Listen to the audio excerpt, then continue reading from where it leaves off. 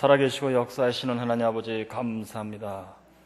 주님께서 우리를 사랑하사 세상 사람들로부터 구별하여 이 저녁 시간에도 주님 앞으로 우리를 불러주시니 감사합니다. 주님의 크신 은혜와 사랑 감사하여 예물을 들고 나온 백성들이 있사오니 주님이여 저들을 하감하여 주시옵소서. 저들의 기업과 가정과 하는 일에 복을 내리사 저들이 하는 일마다 잘되게 하여 주시옵소서. 그리하므로 우리가 믿는 이 하나님, 성경이 증거하는 살아계신 하나님이 과연 우주의 왕이시며 우리를 섭리하시는 왕이시며 마지막에 심판하시는 하나님인 것을 만민에 알게 하여 주시옵소서. 우리 입술로 이 하나님을 만민에 증거하며 만대에 증거하게 하여 주시옵소서. 이 시간에도 주님께서 이곳에 천군 천사를 보낼 줄로 믿습니다. 주님이여 저들의 손에 성령의 불칼을 들려주시고 말씀의 불칼을 들려주시사 그 심령의 수술이 필요한 자들마다 찾아다니며 주님이여 하나님께서 선수 손을 대시고 역사하여 고쳐주시는 역사 있게 하여 주시옵소서. 우리 주님 예수님 이름으로 감사하며 기도드리옵나이다. 아멘. 말씀을 증거하겠습니다. 제가 이번 집회 기간 동안에 10시간에 걸쳐서 증거해드릴 말씀은 여러분들께서 이미 다 알고 계신 내용들입니다. 첫째로요, 더러운 것을 끊어냅시다. 첫째가 그것입니다. 오늘 저녁에 드릴 말씀이 더러운 것을 끊어냅시다. 둘째로 주일을 성수합시다. 주일을 성수합시다. 예배를 귀하게 여깁시다. 셋째로요, 11조를 드립시다. 11조를 철저히 드립시다. 그 다음에 드릴 말씀이 새벽 기도를 드립시다 합니다. 새벽 기도를 드립시다. 그 다음에 드릴 말씀은 가정 예배를 철저히 드립시다 합니다. 그 다음에 드릴 말씀은 이제 마지막인데요, 하나님의 말씀에 절대적으로 철저히 순종합시다. 그겁니다. 여러분들께서 이미 다 알고 계신 말씀입니다. 제가 이 말씀을 왜 들고 나왔냐면요, 저 자신도 오랫동안 제가 고3 때 교회에 처음 나갔는데 한 20년 동안 저는 방황을 했습니다. 신학교에 보내준 후에 더욱 방황을 하고 제 나이 42살에 지금으로부터 그러니까 한 10년 전에요, 42살에 겨우 저는 예수 믿고 중생했습니다. 그리고서는 상당히 빠른 속도로 살아계신 하나님의 아주 구체적인 역사를 체험을 했습니다. 첫 번째 체험이 신유의 역사였습니다. 독일에 같이 유학 가서, 저희 집사람이 독일에 같이 유학 가서 병이 들었어요. 공부하던 중에, 박사 공부하던 중에. 그래서 5년 동안 고치지 못하는 병으로 고생하고 고치지도 못하고 귀국해서 3년 동안 더 앓고 나중에는 파킨슨병 현상까지 왔었는데요, 원정수 권사님의 간증을 듣고 저희 부부가 노인 봉사를 시작했어요. 예산에 있는 어떤 그 양로원에 들어오게 된 무위탁 노인, 80대 된 할머니인데요, 박영순 할머니라고요. 그분이 자궁암 말기에 있었습니다. 저희 집하고 그분하고 연결이 됐어요. 그래서 그분을 이제 대전에 있는 충남대학병원에 저희 집사람이 환자 입장인데도 모시고 다니면서 70여일 동안 방사선 치료 받는데 모시고 다녔어요. 저희 집에 모시고 있으면서요. 그러는 가운데 그 할머니 병도 깨끗이 나버리고 저희 집사람 병도 깨끗이 났어요. 이 두 사람 다 의사들이 못 고친다, 이거 사람의 힘으로 고칠 수 없다고 선언을 명백히 했던 병인데 고쳐졌어요. 그렇다면 저의 생각은 이건 분명히 사람이 고친 게 아니고 그렇다면 하나님이 고치신 거다. 이러한 신유의 역사로부터 시작해서 그 이후에 들어보시면 참 이상하기도 한 그런 하나님의 역사가 저에게는 이상하게 연속적으로 있었습니다. 제가 돌이켜볼 때 예수 믿으시는 분이 우리 한국 땅만 해도 상당히 많이 계시죠. 근데 이분들이 다 그렇게 애타게 부르는 하나님의 역사를 체험하는 것이 아니라는 것을 제가 그 후에 알았습니다. 처음으로 제가 그 역사를, 신유의 역사를 체험할 때는 예수 믿는 사람은 대부분 다 그런 체험을 하는 줄 알았어요, 저는요. 그 전까지는 제가 교회 생활을 20년 동안 방황하느라고 교회 생활을 거의 안 하다시피 했거든요. 신학교 다닐 때도 교회 생활을 거의 안 했고, 제가 28살에 모건대학교 신학대학 교수가 됐었어요. 유학 가기 바로 한 2년 전에. 그때도 교회 생활을 아주 시원찮게 했었고 30대에서 독일 유학 갔는데 그때는 교회 생활 아예 안 했고요. 그래서 저는 예수 믿으시면은 대부분 이런 역사가 있는 줄 알았어요. 근데 그 후에 제가 96년부터 제가 부흥 집회를 인도하면서 한 이제 10년 왔어요, 지금요. 그간에 뭐 많이는 못 다녔습니다만 꽤 다녔는데요. 참 수태교회를 다니면서 집회하고 상당히 많은 분들을 위해서 제가 또 기도해 주는 일을 하게 됐어요. 왜냐하면 이상하게도 이제 제가 간증을 드리면 이해하시겠습니다만 일종의 예언의 현상인가 봐요. 성경을 펴서 이렇게 하고 이렇게 보면은 이분에게 무슨 죄가 있고 무슨 죄를 어떻게 회개해야 되는지 그런 게 나오는 조금 이상한 현상이 있거든요. 그런 거 해드리다가 제가 알았어요. 예수 믿으시는 분들이 대부분 살아계신 하나님의 체험을 못하고 있다는 사실입니다. 그래서 제가 또 이상하게 여겼습니다. 나는 20년 동안 방황하고 교회를 멀리했던 사람인데 왜 이런 역사가 있었으며 이분들은 나보다 더 오래전부터 교회 다녔고 훨씬 더 열심히 했는데 왜 대부분 이분들이 하나님 체험을 못하고 여전히 믿노라 하면서도 인생에서 이렇게 어려운 문제로 고통을 당하시는가. 저는 그 후로 예수 믿는 믿음 받고 거듭나는 체험을 하고 살아계신 하나님의 역사를 통하여 신유의 체험을 하고 그 후에도 이상스럽게도 살아계신 하나님이 분명히 역사하신 일들을 체험을 쭉 하면서 지금은 굉장히 행복해요. 사실은요. 그 이전에는 제가 인생이 괴로웠습니다. 신학대학 교수가 됐을 때 저는 자살하고 싶었습니다. 사실은. 왜냐하면 저 집사람이 파킨슨병 환자라 40대 초반에 이거 못 고치는 병이라 이거 죽으면은 그때 저희 집 아이가 초등학교 5학년인가 6학년인가 그랬어요. 걔를 남겨두고 죽이면 걔가 너무 고생할 것 같아서 얘를 데리고 내가 죽어야 되겠다. 그 생각만 하면서 살았습니다. 상당히 불행했어요. 지금은 행복합니다. 지금은 예수 믿고 사는 인생의 행복이 뭔가 조금 알 것 같아요. 그래서 제가 또 안타깝게 여겼습니다. 예수 믿으시는 분들이 대부분 이러한 체험을 하시면 나처럼 내가 느끼는 이 참 예수 믿는 삶의 행복 이런 걸 느끼실 텐데 살아계신 하나님의 역사를 체험하실 텐데 왜 이게 안 될까? 제가 궁리하고 생각해도 제가 하나님 앞에서 특별하게 한 일이 없어요. 특별하게 한 일이 없습니다. 제가 말씀드린 그거였습니다. 더러운 것을 끊어냅시다. 주일을 성수하고 예배를 귀히 여깁시다. 11조를 철저히 드립시다. 새벽 기도를 드립시다. 가정 예배를 철저히 드립시다. 하나님의 말씀에 목숨 걸고 절대적으로 순종합시다. 이거밖에 한 게 없어요, 제가요. 그래서 이 말씀을 제가 다시 들고 나왔습니다. 그러면은 지금까지 여러분들 신앙생활 하시면서 그거 내가 다 한 건데 왜 내 인생은 이렇게 괴롭느냐? 왜 사업이 풀리질 않느냐? 왜 내 몸에 병이 있느냐? 우리 가정은 왜 이렇게 사실은 시한폭탄 같으냐? 그래서 제가 또 궁금하게 여기고 연구를 좀 해봤습니다. 겉으로 하는 모양은 똑같습니다. 똑같이 주일 성수하고 11조 드리고 새벽에 나와서 기도하고 똑같이 하신단 말이에요. 그래서 제가 알았습니다. 겉으로 하는 행동에 있어서는 누구든지 똑같이 할 수가 있다. 겉으로 하는 행동은 그런데 하나님께서 인정하는 행동도 있고 인정하지 않는 행동도 있구나. 그럼 하나님께서 인정 안 하시는 행동, 인정 안 하시는 예배에 나와서도 인정 안 하시고 하나님이 11절 드려도 하나님 인정 안 하시고 새벽에 나와서 그렇게 부르짖어도 하나님 인정 안 하시고 그런 게 있고 어떤 사람은 나와서 새벽에 부르짖고 똑같아요. 같은 시간에 나와서 기도하고 11조도 열심히 드리고 같이 드리는데 근데 하나님은 이 사람의 그런 행동을 주목하시며 보시고 시를 따라 때를 따라 필요할 때마다 역사하시고 응답하신다. 왜 그런가? 제가 상당히 궁금했어요. 제가 나름대로 연구해 본 결과 원인은 무엇이냐 하면은 눈에 보이지 않는 것이 원인이었습니다.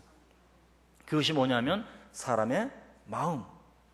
보통 세상 말로는 사람의 마음, 조금 성경적인 전문 용어로 얘기하면 영혼의 상태였습니다.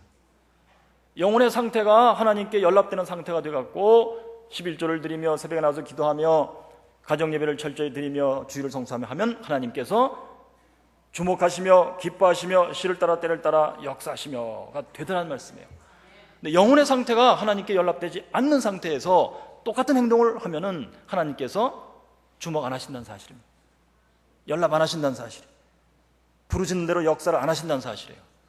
그래서 중요한 게 영혼의 상태구나. 행동은 내가 결심하면 할 수 있어요. 내일 당장이라도 새벽기도 내가 하겠다 결심하고 하면 해요. 그냥 할 수 있습니다. 되게. 그런데 마음의 상태, 영혼의 상태는 내 자신이 어떻게 움직일 수가 없다는 사실이었습니다. 내가 하나님께 연락되는 마음을 갖겠습니다 하고 아무리 해봐야 내 힘으로 안 된다는 사실이었습니다.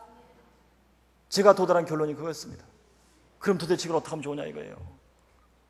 교회 안 나오는 사람들은 그냥 관두고 교회 나오시는 분들이라도 이 영혼의 상태가 하나님께 연락되는 상태가 되어서 지금 제가 카운트한 이것이 6가지밖에 안 돼요. 하나님이 기뻐하시는 영혼의 상태가 되어서 이것을 하실 때 분명히 성경에 약속된 살아계신 하나님의 역사, 내 인생이 먹든지 굶든지 참으로 행복한 거 이것이 분명히 되는데 이 영혼의 상태를 어떻게 하면은 하나님이 기뻐하시는 상태가 되게 하느냐 이거예요. 이것은 저도 못합니다.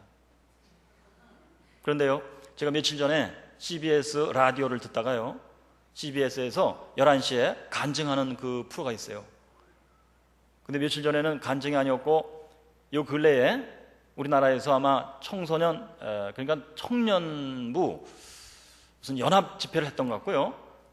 그 시간마다 다른 강사님이 나와서 이제 설교하신 모양인데 그 중에 한 분이, 그분 전함을 제가 잘 못 들었어요. 미국에 있는 마취 전문 의사인데 박 무슨 장로님이세요. 아시는 모양이세요? 박 무슨 장로님이신데 그분이 설교하는 가운데 하신 말씀이 딱 제 마음을 때렸어요. 한마디. 무엇이냐면요, 실제 있었던 일인지 아니면 그분이 어서 생각하신 얘기인지 모르겠습니다만 기가 막힌 스토리입니다. 아마 미국에서 있었던 것 같아요. 어떤 아이가요, 초등학생쯤 되는 아이인가 본데 종이만 보면 찢는데요. 병이에요, 병. 막 책도 종이로 됐으면 다 찢고 무조건 종이만 보면 찢는 거예요. 혼내도 안 돼요. 그래서 병원에 데려가서 의사 선생님께 보였더니 내과 의사 선생님은 이거 스트레스다. 그러니까 스트레스를 줄이는 약을 먹고 좀 지켜보자. 안 나요, 안 나. 계속 찢습니다. 이번에는 외과, 뭐 어떻게 손을 쓸 수가 없어요. 정신과, 뭐 주사 놓고 약 먹이고 뭐 해봤지만 안 된다 이게. 상담, 뭐 내적 치유 상담, 뭐 가서 뭐 선생님하고 얘기하고 뭐 한참 얘기하고 뭐 어쩌고 저쩌고 뭐 그냥 뭐 역할 극도 해보고 뭐 해봤자 소용없다 이게. 그래서 듣던 중에 아주 유명한 의사 선생님이 계신데 잘 고친다 이게. 데려갔어요. 그때 의사 선생님 하시는 말씀이 딱 걔를 앉혀놓고, 얘야 내 얼굴을 좀 쳐다봐라.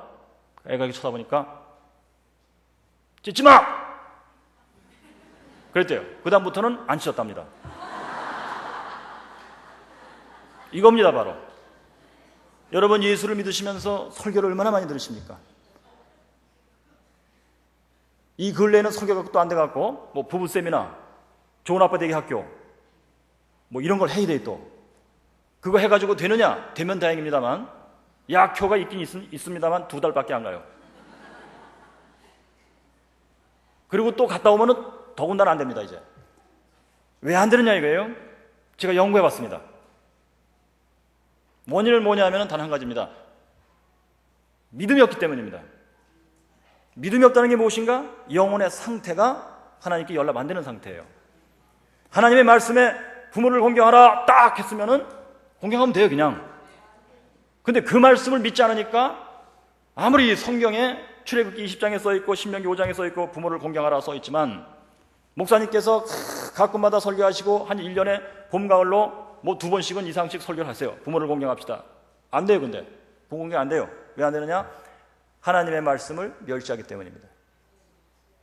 만약에 우리 영혼이 믿음의 상태로 충만하면 부모를 공경하라 딱! 내 얼굴을 쳐다봐. 부모를 공경하라 딱! 그다음부터 되는 거예요. 부모 공경이 되는 거예요. 할렐루야. 이럴 때 하나님이 주목하시며 시를 따라 때를 따라 역사하시며 필요할 때마다 역사하시며 이 하나님을 체험하는 인생을 살 수가 있다는 뜻입니다. 할렐루야. 내 믿음의 상태가 하나님께 연락되느냐 안 되느냐는 다른 말로 바꿔서 믿음이 있느냐 없느냐입니다. 교회를 아무리 다녔어도 예수 믿는 삶이 행복하지 않다면 그 말은 이퀄 믿음이 없다는 뜻입니다. 어떤 분들은 그러실 거예요. 나 믿음이 있는데. 믿어집니다. 마음으로 믿어집니다. 그거 주사 한 번 놓으면 소용없어요. 안 믿어집니다. 안 믿어진다는 사람도 주사 놓으면 믿어지는 것 같아요. 기분이 황홀합니다. 예수 좋습니다. 또는 나는 믿습니다. 굳세게 믿습니다. 누가 뭐래도 난 믿습니다. 예. 마음의 결단, 이것도 믿음 아닙니다, 여러분. 작심삼일, 예. 안 됩니다. 그 다음에 무슨 전인격적인 믿어지기도 하고 마음으로 결단도 하고 뭐 나가는 거, 그럴싸한 거, 굉장히 열심히 있는 거, 이것을 믿음이라고 생각하시는 분들 많으신데 아닙니다. 만약에 그것이 믿음이면 사람 힘으로 얼마든지 할 수 있어요. 여러분, 교인들 앉혀놓고서는 무슨 군대 훈련소 하듯이 막 기막힌 프로그램을 만들어갖고 세뇌교육 만들어갖고 촥촥촥촥 하면은 될 겁니다. 예. 여기다 막 상금 걸어놓고 1억 금년 1년에 되는 사람은 1억을 가져갑니다. 상으로. 예, 됩니다. 그것이 믿음이면 사람 힘으로 됩니다. 그러나 믿음은 그런 게 아닙니다.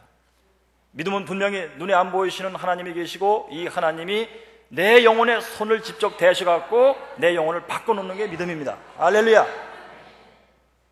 하나님께서 나를 딱 보시고 내 얼굴을 바라보라. 내가 저녁 때 기도하러 나왔는데 말하듯 여기 꿀 엎드려서 기도하는데 참 이상하게도 하나님의 음성이 들리는 것 같고 하나님이 보내신 참 여호와의 사자인지 천사인지 모르지만 좌우지간 내 눈을 감고 기도하는데 내 앞에 보이는 것 같고 이분이 하시는 말씀이 아주 엄숙하고도 존엄하고 위험 있는 말씀으로 네 부모를 공경하라 쫙 그리고 사라지셨다. 그러면은 이때 야 보통 일이 아니다 하면서 이것이 되기 시작한다 하면은 할렐루야, 이것이 바로 내 영혼이 믿음의 상태가 된 것입니다. 이 말씀이 지켜지기 시작하는 거예요. 이상할 정도로요. 지금까지 내 인생에서 이 말씀이 이렇게 지켜져 본 적이 없는데 되는 거예요.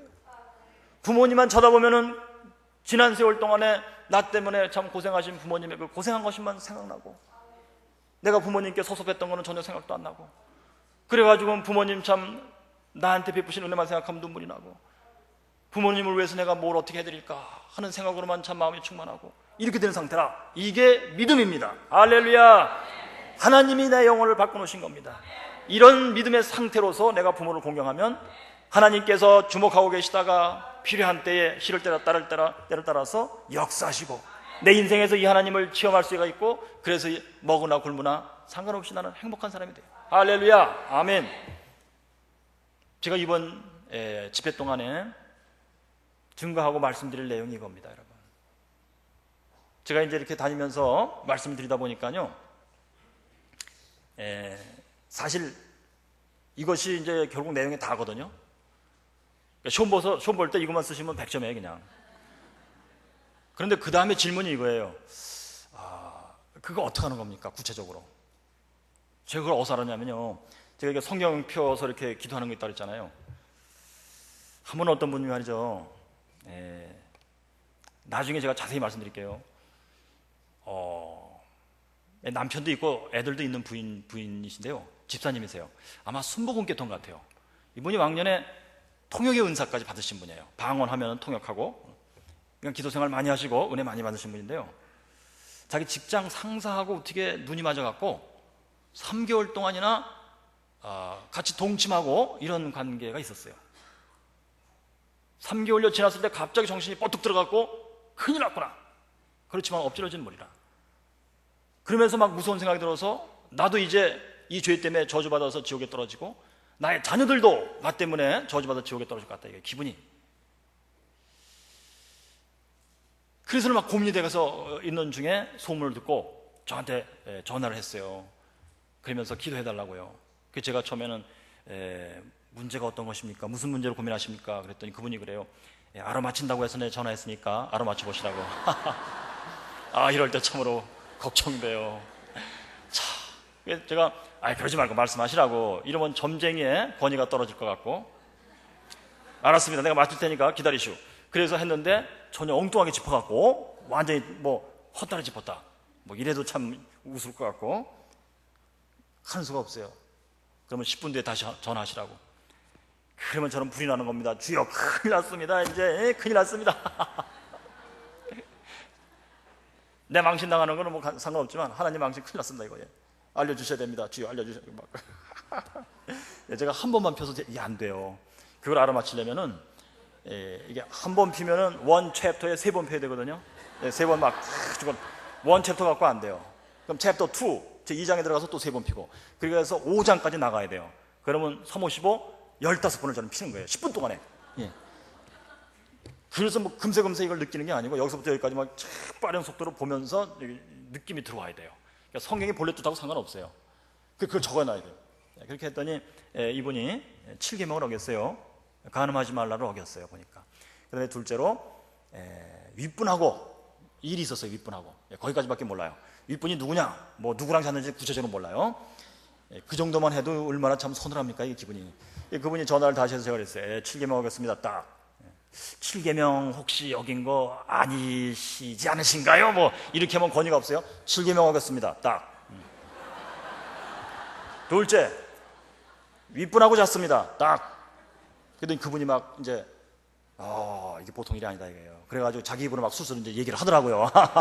그 다음 얘기는 저도 사실 몰랐는데 이분이 자기 입으로 막 얘기하는 바람에 제가 알았죠.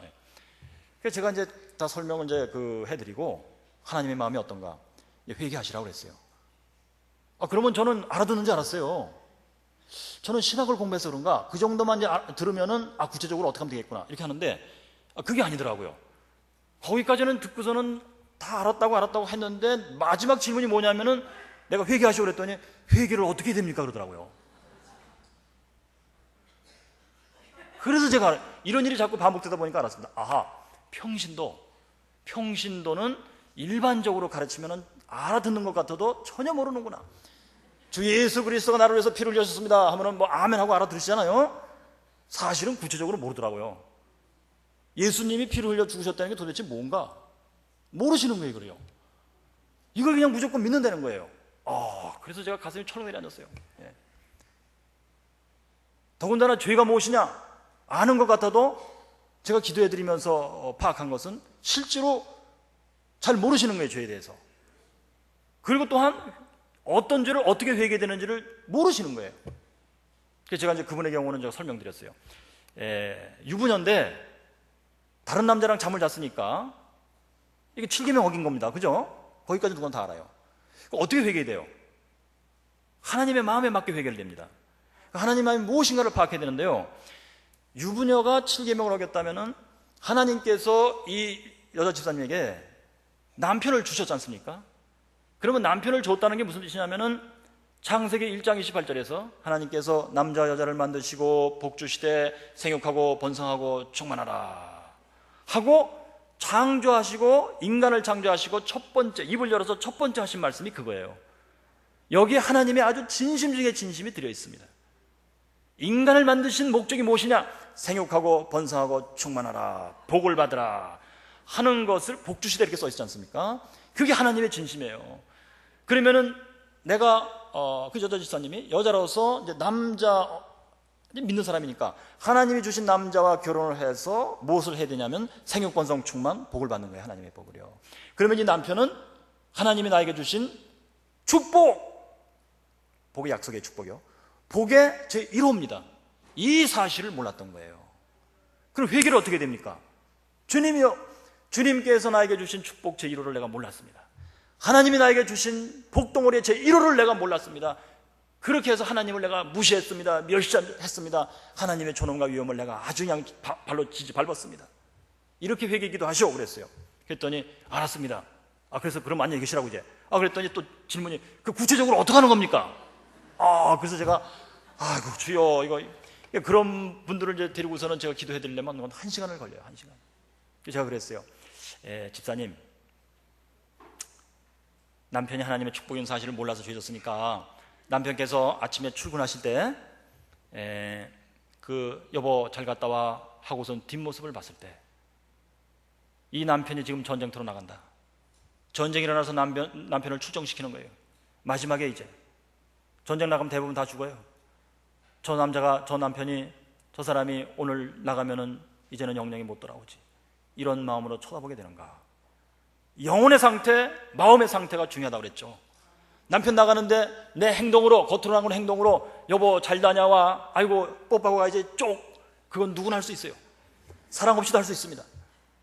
그러나 이 마음속에서 남편을 보내면서 그 등어리를 보면서 오늘 저 남편이 나가면 영영이 나한테 못 돌아온다. 이제 진짜로 가슴이 찢어지는 마음으로 쳐다볼 수 있는가. 그 다음에 둘째로 남편이 퇴근해 돌아왔을 때 전쟁터에서 죽은 줄 알았는데 살아서 돌아오는 남편이요. 당신 살아있겠, 당신 살아서 왔구려. 그래서 남편이 들어가는 그 모습을 보면서 흐느껴 가고, 여보 살아서 왔구려, 여보 살아서 왔구려. 진짜 이것이 되는가? 잘 안 돼요. 이게 어떻게 됩니까? 그러면 회개 기도의 목적이 무엇입니까? 그것이 될 때까지 기도하는 것입니다. 어느 때? 새벽에 나가서 기도하고, 전쟁에 나가서 기도하고, 하나님 앞에 나가서 시간 날 때마다 기도하고, 주여, 내가 남편의 덩어리를 봤을 때 우리 남편을 전쟁터에 내보내고 있습니다. 이 남편이 절대로 못 돌아옵니다. 이런 마음을 갖게 해주세요. 남편이 대구에서 돌아왔을 때 여보 당신 살아왔구려 하는 이런 마음이 되게 됐어요. 그렇게 기도하고 다음날에 여보 잘 갔다 하는데 그런 마음이 안 생긴다. 그러면 또 저녁에 나가서 주여, 내일 아침에는 내 마음에 그런 마음 들게 해주세요. 그런 마음이 안 들어오면은 주님의 난 집에 안 가겠습니다. 이제 여러분, 이런 아주 혈연한 각오가 있어야 돼요. 하나님이 전능자신데 왜 그런 마음을 나에게 안 주십니까? 하나님이 주실 수 있는 분이신데 왜 안 주십니까? 내가 믿지 않기 때문이에요. 그런 마음이 뭐가 중요하냐 이렇게 생각하기 때문이고, 하나님이 주실 수 있느냐? 아유 아닌 것 같다 이런 마음 때문이고, 그런 마음 아니고도 뭐 할 수 있지 않느냐 이런 마음 때문이고, 여기에 절대적으로 내 목숨을 걸겠다 하는 마음이 없는 것이 믿음이 없는 것입니다. 믿음이 없기 때문에 역사가 없습니다. 여러분, 회개기도라는 것은 그래서 그런 마음이 생길 때까지입니다. 회개기도라는 것은 무엇이에요? 믿음이 생길 때까지 하는 것이 회개기도입니다. 할렐루야, 아멘. 네 부모를 공경하라 하는 말씀을 내가 따라서 실제로 행동을 못한다면 하나님을 내가 무시하기 때문에, 하나님 말씀을 믿지 않기 때문에, 네 부모를 공경하라 하는 마음이 진짜로 절대 명령처럼 내 마음에 아주 들어와서 너무도 당연해서 당연히 그렇게 살아야지, 물론 그렇게 살아야지, 이런 마음이 될 때까지 하나님 앞에 매달리는 것이 회개입니다. 그런 마음이 탁 되는 순간이 믿음이 들어오는 순간입니다. 그런 마음이 탁 들어와서 부모님을 쳐다볼 때마다 부모님이 나에게 해주신 것은 너무 커서 내가 죽을 때까지 갚아도 못 갚는 것이야. 이런 마음이 너무 당연해서 참 마음이 뭉클하고 눈시울이 참 뜨겁고 코끝이 찡한 거, 이것이 믿음의 상태예요. 이건 사람 힘으로 할 수 없다고 되어 있습니다. 여러분, 하나님만이 할 수 있어요. 이것이 참으로 알량한 것 같아도 우리 사람 힘으로 못하기 때문에 전능자, 창조주, 절대자, 전능자 하나님만이 할 수 있다는 뜻입니다. 여러분, 이것을 성경에서는 믿음이라 이렇게 불렀더라고요. 여러분, 지금까지 우리가 예수 믿는 삶을 살면서도 살아계신 하나님을 체험 못했다면 바로 이 믿음이었기 때문이에요. 이 믿음이 없는 까닭이 무엇입니까?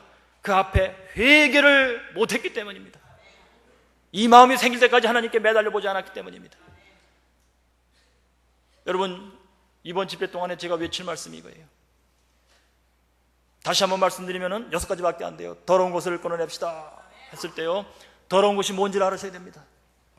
이것을 끊어내는 방법을 구체적으로 아셔야 됩니다. 방법은 진짜로 간단해요. 하나님께서 나를 향하여 쫙 말씀하시기를 내 얼굴을 쳐다봐라. 하나님 얼굴 쫙 쳐다보는 순간 더러운 것을 끊어내! 끝. 가. 그 다음부터는 끊어지는 거예요. 끊어지는 거예요, 더러운 것이. 할렐루야. 이것이 바로 믿음을 통한 역사입니다. 이것이 되도록까지 기도하는 것이 회개기도입니다. 이것이 안 되면은 하나님을 믿는 거, 예수 믿고 새로운 사람이 되는 거 첫 발걸음부터 떨어지지가 않는 거예요. 더러운 것이 그대로 있는데 어떻게 거룩하신 하나님 앞에 나갈 수가 있어요? 더러운 것이 그대로 있는데 어떻게 예수님의 거룩하신 보혈로 씻어진 사람이겠습니까? 더러운 것이 그대로 있고 여전히 달려있는데 어떻게 나는 예수 믿고 새로운 사람이 된 사람입니까? 아닙니다, 절대로요. 그냥 나 예수 믿습니다 이렇게 하고 세례를 받았기 때문에 나는 믿음으로 구원받았습니다 라고 대부분 생각하시는데요, 한번 여러분 자신들이 검토해 보시기 바랍니다. 하나님 앞에 내가 내놓고 진짜 이 부끄러운, 하나님 앞에 내놨을 때 부끄러운 더러운 것이 있나 없나? 있다면은 아직 아니에요. 여러분, 더러운 것이 있다면 아직 아니에요. 그렇다면 우리가 해야 될 일은 무엇이냐? 하나님 앞에 나와서 주님이여, 주님의 얼굴에 도우심을 나에게 보여주시옵소서. 하나님께서 나를 향하여 부르시기를 이선이 내 얼굴을 쳐다봐라 하고 말씀해 주세요. 그때 내가 하나님 얼굴을 쫙 쳐다봤을 때 더러운 것을 끊어내라 하는 말씀을 해 주시옵소서. 하나님만이, 절대자 전능자 하나님만이 바로 내 영혼의 상태를 바꿀 수 있다 했으니 주님이여 하나님만이 하실 수 있으니 하나님 이것을 해 주시옵소서 하고 매달리는 것이 회개기도요. 이 회개기도를 하나님이 들으시고 역사해 주실 때에 내 영혼의 상태가 바로 믿음의 상태예요. 이 믿음으로써 나는 깨끗해지는 거예요. 이 믿음으로써 예수 믿는 믿음이 들어온 것이요, 예수님의 흘리신 보혈로 나는 씻어지는 것이에요. 할렐루야, 아멘. 여러분, 그래서요, 더러운 것을 끌어내자 하는 것부터 오늘 제가 말씀드리려고 그래요. 제가 이제 체험한 대로 간증을 좀 드리면서 하는데요, 제가 간증하는 가운데에 그 목사님, 그러니까 안수 받으신 목사님으로서는 간증하기에 굉장히 조심스러운 내용들도 들어 있습니다. 제가 미리 말씀드립니다. 저는 안수 받은 목사님이 아직 아닙니다. 저는 그냥 평신도입니다. 신학 공부했지만요, 제가 20년 동안 교회를 등지고 방황하는 바람에 저는 안수 받을 기회를 놓쳐버렸어요. 그 후에 제가 42살에 예수 믿고 거듭나서 이제는 내가 별로 있지도 않은 재산을 다 들여서 교회를 개척하고 싶었어요, 저는요. 그런데 하나님께서 아마 제가 20년 방황하는 동안에 화가 굉장히 많이 나셨나 봐요. 화를 안 푸시고 허락을 안 하시고, 오늘 식사하는데도 목사님들께서 한번 물어보셨어요, 저한테요. 왜 이선희 교수 안수하면? 제가 자세히 말씀드렸습니다만, 한 서너 번 제가 진짜로 제가 목회를 하려고 무지하게 막 열심히 시도한 바가 있어요. 제가 97년도에 광명에서 9개월 동안 담임 전도사로서 목회한 바도 있어요. 근데 저런 이유로 안 되고 이런 이유로 안 되고 하면서 지금까지 왔습니다. 저는 지금은 평신도입니다, 아직도요. 근데 제가 지금은 제가 조금씩 깨달았어요. 처음에는 괜히 사람들이 방해해가지고 안수 못 받는 줄 알았어요. 근데 나중에 제가 기도하다 깨달아 보니까 이게 하나님의 섭리 같아요. 이선희, 너는 내가 안수 주려고 생각도 안 하는데 너는 왜 자꾸 목회하려고 그러냐. 그래서 제가 갑자기 생각이 탁 들어왔고, 아하, 하나님의 생각이 그러셨구나. 그래서 하나님께서 마음을 돌이키시면 제가 안수를 받고요, 하나님께서 끝까지 마음을 안 돌이키시면 저는 못 받고 가는 건데요, 하다 보니까 편리한 점도 있어요. 제가 평신도기 때문에 간증할 때 그냥 있는 대로 솔직하게 그냥 막 하는 간증이 나올 수가 있습니다. 할렐루야, 아멘. 막 하는 간증이 무엇이냐? 미리 조금 말씀드린다면, 술, 담배 한 거. 여러분들 표정이 그까짓 거 가지고 나도 담배 먹어 임마, 까짓 거 담배 구원과 상관없다니까 이러시는 분들 계신 것 같아요. 담배 먹으세요? 아니세요? 술, 담배 정도는 놀라지 않으신 것 같은데요. 그렇다면 이제 그 다음에 두 번째 조금 센 거, 제가 누드 사진첩 보고 그랬거든요. 이것도 안 놀라세요? 살인을 좀 했다고 해야 놀라시나요? 담대하신 분들 같으세요. 아무튼 좋습니다. 여러분, 제가 평신도 입장에서 제 간증을 솔직히 말씀드리겠습니다. 자, 오늘 저녁의 테마는 더러운 것을 끊어냅시다입니다.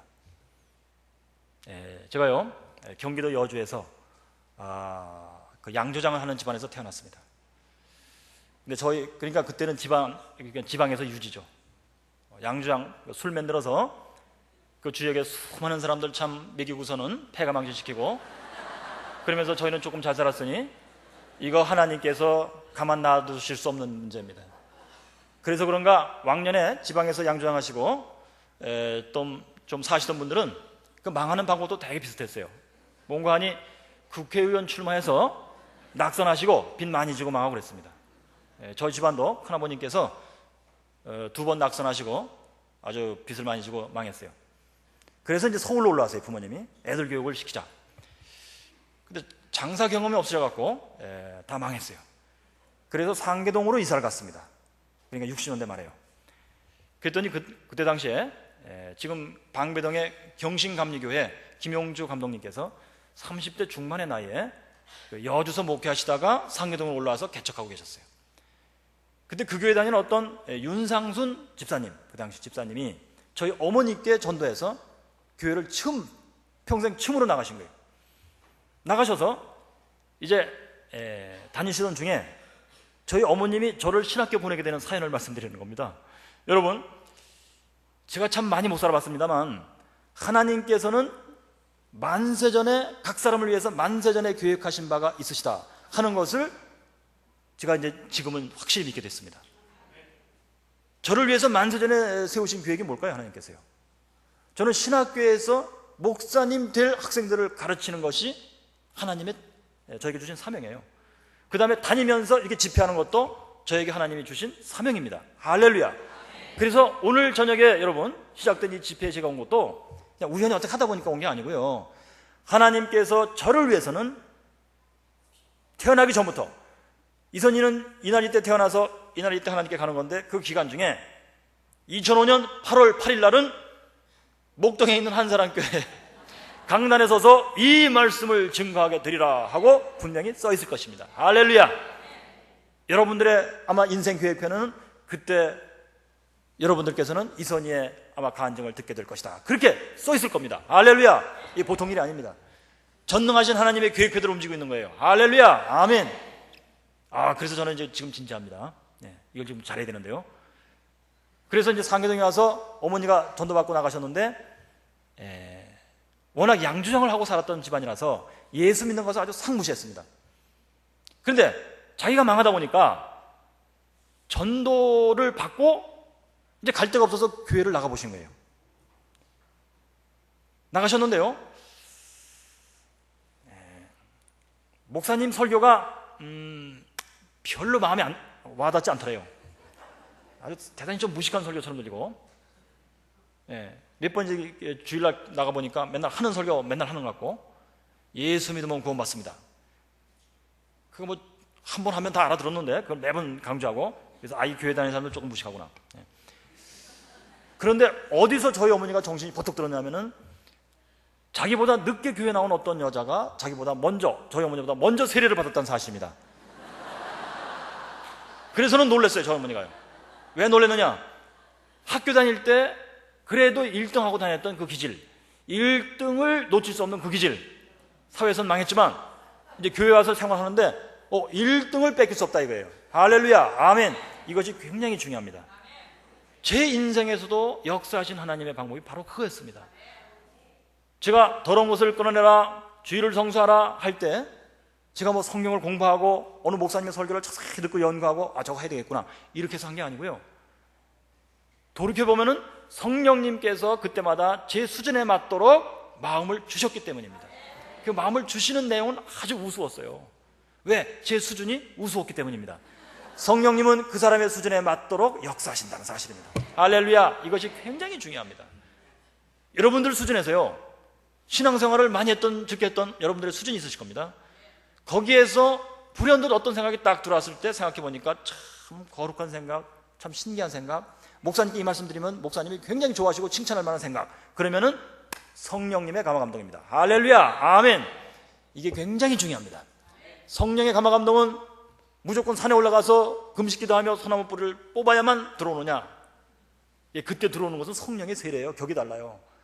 우리가 신앙생활할 때 내가 하나님의 뜻을 어떻게 알고, 하나님의 뜻을 어떻게 알고 내가 순종하고 절대적으로 순종하라고 그랬는데 어떻게 알고 했을 때 아주 기본적인 것이 이것입니다. 성령님은 내 수준에 맞게 역사하신다. 할렐루야. 그러므로 여러분 신앙생활을 많이 했던 적게 했던, 뭐 기도를 많이 하던 적게 하던, 성령님이 그 사람의 마음에 어떻게 할 바를 쫙 알려주실 때 first impression 쫙 들어왔을 때 내가 이걸 해야 되겠지, 내가 이것을 해야 되겠지 하는 마음이 쫙 들어왔을 때 그때 순종해야 되는 겁니다. 이거 하다가 내가 힘들 텐데, 갈비뼈가 쉴 텐데, 허리가 쉴 텐데, 그래도 쫙 순종하는 겁니다.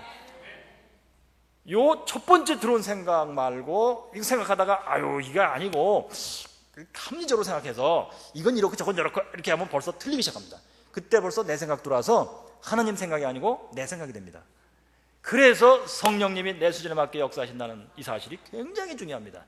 제가 성경 펴는 기도하는 것도 이치는 그거예요. 성경 딱 폈을 때 쫙 해서 여기서 첫 번째 first impression, 첫 번째 영감이 쫙 들어와요. 그러면 저는 딱 얘기하는 겁니다. 7계명 하겠습니다. 그럼 그분이, 어떤 분이 그래요. 제가 이제 대학교에서 생활하는 사람이잖아요. 직업이 대학 교수예요. 대학교 교수님들이 얼마나 더 머리가 좋아요. 따지기 좋아하고. 제가 동료 교수들한테, 신학과 교수는 말고요, 이선희 교수 말이야, 그거 뭐 사람들이 다 죄 짓고 살지 않냐고, 죄 짓는 내용이 다 비슷비슷하지, 어떤 여자 불려놓고 7계명 하겠지, 안 걸린 여자가 어딨냐고. 그래서 네가 그때 어떻게 하냐고. 그런데 해필이면은 죄목이 이렇게 있는데, 뭐 사람들이 흔히 짓는 죄목이 10가지 있다고 칩시다. 근데 이 사람은 그 중에서 1번, 2번만 죄를 졌어. 근데 3번을 얘기했다가는 들통나는 겁니다. 김 교수 이거 할 수 있겠냐고. 이 여자가 1번, 2번인데 과감하게 네가 당신 3번 죄 졌지 딱 얘기해가지고 맞다 이런 얘기를 들을 수 있겠냐고. 제가 그렇게 반박을 해봤습니다만요, first impression, 성령님은 내 수준에 맞도록 감화감동하신다. 이 사실 굉장히 중요합니다. 그래서 제가 이제 저희 어머니께서 그 첫 번째 충격을 받은 게 나보다 먼저 어떤 늦게 온 여자가 세례를 먼저 받았다. 그래서 저희 어머니께서요, 이제 아마 그때가 무슨 절기인데요, 부활절쯤 됐는지 이제 세례를 주신다고 목사님께서 하셔서 이번에 꼭 받아야 되겠다 나갔습니다. 토요일 날 목양실로 이제 오라 해서 이제 가셨어요. 갔더니 목사님께서 이제 설교하실 때요, 저희 어머님이 이제 조자 영자 해자 조용의 그 권사님이신데요, 교회 나온 지 몇 달 되긴 됐지만 설교 시간에 딱 얼굴 보면은 알아듣는지 못 알아듣는지 대충 목사님은 파악이 되시나 봐요. 그 조용의 저 부인이 표정 보면은 영 믿지 못하는 표정인데 세례 받겠다고 온 거예요. 목사님 질문하셨어요. 저 예수가 믿어지십니까? 저희 어머니께서 솔직하셔갖고 사실은 안 믿어집니다. 목사님께서 예수 안 믿고는 세례를 못 받는다고 안 된다고. 여러분, 이것이 굉장히 중요합니다. 여러분, 왜 중요한가? 오늘날에는요, 그것이 그러니까 60년대 말이었었어요. 근데 오늘날에는 원 세례를 그렇게 그냥 막 주는 거예요. 막 주는 거예요. 예수 믿습니까? 믿습니다. 그럼 막 주는 거예요. 그냥. 진짜 예수 믿어지냐 안 믿어지냐 물을 것도 없어. 막 주는 거예요. 그래가지고서는 본인 자신은 예수를 내가 믿는지 안 믿는지 긴가민가한데 목사님께서 믿습니까? 믿습니다. 세례를 확 줘버렸기 때문에 난 믿는 걸로 알고 있어요. 근데 실제로는 그 사람 속에 믿음이 없는 수가 대단히 많다는 사실입니다. 그래서 예수를 믿노라 하면서도 믿음이 없기 때문에 교회에 앉아있기가 굉장히 괴로운 사람들이 많다는 사실이에요. 왜요? 교회에서의 설교는 예수 믿고 거듭나는 것을 향해서 설교하는 것이며, 예수 믿고 거듭난 사람들을 향해서 이제는 성화, 거룩하게 사는 길을 가르치는 건데, 이 믿음도 없으면서 나 믿습니다 하고 세례받은 분은 예수 믿고 거듭나야 됩니다 하는 설교 들었을 때 난 그거 됐으니까 하고 있는 거예요. 그리고 믿고 거듭난 사람에게 이제 하시는 말씀, 이제 점점 거룩해져야 됩니다 하는 말씀은 이분은 안 되는 거예요. 왜? 거듭나지도 않았는데, 태어나지도 않았는데 어떻게 잘합니까 사람이? 그래서는 교회 안에서 아주 불행한 사람, 골칫덩어리, 그분 자신이 아주 괴로운 사람이 되는 거예요. 이런 사람을 양산하는 게 무엇이냐? 진정한 믿음이 있는지 없는지를 확인을 안 하고 그냥 막 세례를 주는 것입니다. 이것이 굉장히 위험한 거예요. 그런데 60년대 말만 해도 목사님들께서 굉장히 이것을 신중하게 하셨던 것 같아요. 그래서 예수가 믿어지십니까? 솔직히 아닌데요? 안 됩니다. 그럼 퇴짜 나버렸어요. 아마 추석감사쯤 됐나 봐요. 요번 내가 꼭 받아야 된다. 요 질문하시면 내가 믿습니다. 긴가민가 하지만 믿습니다 하고 받아야 되겠다 하고 토요일 날 또 가신 거예요. 목양실에. 목사님께서 딱 쳐다보시고, 교회 다닌 지 몇 달 됐지만 이게 예수 믿는지 안 믿는지 확실히 목사님 눈에도 잘 안 보이시니까 질문하시기를, 천당이 믿어지십니까? 왜? 예수가 믿어지면, 진짜로 예수 믿어지면 천당은 당연히 믿어지는 거예요. 저도 42살에 중생하고 보니까 그게 실제로 되더라고요. 재밌는 게 있어요. 여러분, 제가 42살에 중생하고요, 그때 이미 신학대학 교수요, 신학박사 신학대학 교수예요. 원정수 권사님의 간증을 듣고 저는 예수 믿는 믿음 받고 거듭났어요. 그리고서는 이제 막 찬송을 부르면은 그 찬송이 뭔가 느낌이 와요. 기도를 하면은 이게 뭔가 느낌이 오고요. 진짜 목사님 설교 드리면은 정말 저렇게 살아야 되겠구나, 내가 왜 저렇게 못 살았는가 막 마음이 그렇게 되고요. 그러면서 뭐 성경을 읽든지 설교 말씀 드리면은 사람이 죽으면은 천당 간다, 지옥 간다, 예수님 재림하시고 마지막에 심판하신다, 영생으로 들어가느냐 영불로 들어가느냐, 막 이것이 진지하게 됐습니다. 근데 나는 예수를 믿는 믿음을 내가 받은 게 확실한 것 같고, 그러니까 나는 천당이다 말이야. 이런데 제가 신학자니까 성경에 천당에 대한 말씀이 구체적으로 정확하게 어떻게 되어 있는가, 그게 궁금했어요. 왜? 제가 신학교 다닐 때 이거에 대해서 정확하게 배워본 바가 없습니다. 여러분, 신학교에서 가르칠 것 같죠? 다른 교파는 모르겠어요. 그러나 감리교 신학대학에서는 천당 지옥에 대해서 적어도 저는 분명히 안 배웠습니다. 못 배웠습니다. 좌우지간. 그럼 대학원 가서 배웠느냐? 못 배웠습니다. 독일 가서 8년 유학했는데 배웠느냐? 못 배웠습니다. 그래서 제가 궁금해진 겁니다. 제 나름대로 공부를 하고 이게 진짜 맞나 안 맞나 확인하려고 이제 신약 성서, 신약 성경을 전문하는 교수님 두 분을 제가 찾아가서 질문했어요. 이 교수, 제 후배니까요. 천당 지옥이 성경에 뭐라고 설명되어 있는 거야? 좀 설명했더니 그거 뭐 A라는 학자는 뭐 이렇게 설명하고 B라는 학자는 이렇게 설명하는데 뭐 조금씩 차이가 있는데 그게 다 뭐 그런 거라고 그냥 이 교수 당신은 어떻게 믿냐 했더니 난 뭐 그거 중요하지 않다고 생각해서 난 안 믿는다고. 그러냐고? 다른 교수 찾아가가지고 천당지 어떻습니까? 왜 교수님 왜 그거 가지고 이렇게 신경질을 부리고 왜 이렇게 뭐 열심히 뭐 알라고 그러냐고. 그런 거 가지고 뭐 이거 알라고 할 필요도 없다고 그런 거는. 왜 그러냐 그랬더니 그거는 옛날 얘기라고. 옛날 얘기. 오늘날 과학의 시대에 뭐 그런 걸 얘기하냐고 해서 그러시냐고. 제가 놀랐어요. 그래서요. 여러분, 예수 믿노라 하는 사람들이 다 천당 지옥을 믿을 것 같죠? 근데 그분들이 다 주일을 성수하며 11조를 드리며 때로는 새벽에 나와서 기도하며 때로는 가정 예배도 드리며 다 한다니까요. 겉으로 하는 행동은 같을 수가 있습니다, 여러분. 그러나 그 속마음, 영혼의 상태는 전혀 다르다는 사실을 우리가 아셔야 됩니다. 여러분, 이것이 굉장히 중요합니다. 하나님께서 어떤 사람에게는 역사하시고 어떤 사람에게 역사 안 하시느냐, 바로 차이가 여기 있다니까요. 내 영혼이 진짜로 믿음의 상태냐, 내게 진정한 믿음이 있느냐, 이것이 열쇠입니다, 여러분. 이 믿음은 어떻게 갖는다고요? 회개 기도가 있어야 돼요. 회개는 무엇입니까, 여러분? 하나님께서 말씀하셨는데 부모를 공경하라는데 이것이 안 됩니다, 주요. 그러면은 회개할 거리는 무엇이 있어요? 이걸 붙들고 나가는 거예요. 주님이여, 주님이 내 얼굴을 쳐다보시며 내 얼굴을 쳐다보고 부모를 공경해 말씀하셨는데도 불구하고 안 됩니다. 이것이 큰일 났습니다. 주님, 이것을 고쳐주세요. 이게 되게 해주세요 하는 게 회개 기도예요. 어느 순간 이게 되기 시작한다? 이게 바로 믿음의 상태, 내 영혼이 달라진 것입니다. 할렐루야. 내 영혼이 믿음의 상태가 돼갖고 부모를 공경하면 여러분, 역사가 안 일어날 수가 없어요. 살아계신 하나님의 역사가 여기저기서 막 일어납니다, 여러분. 그거는 작거나 간에 막 일어납니다. 할렐루야. 바로 이것입니다.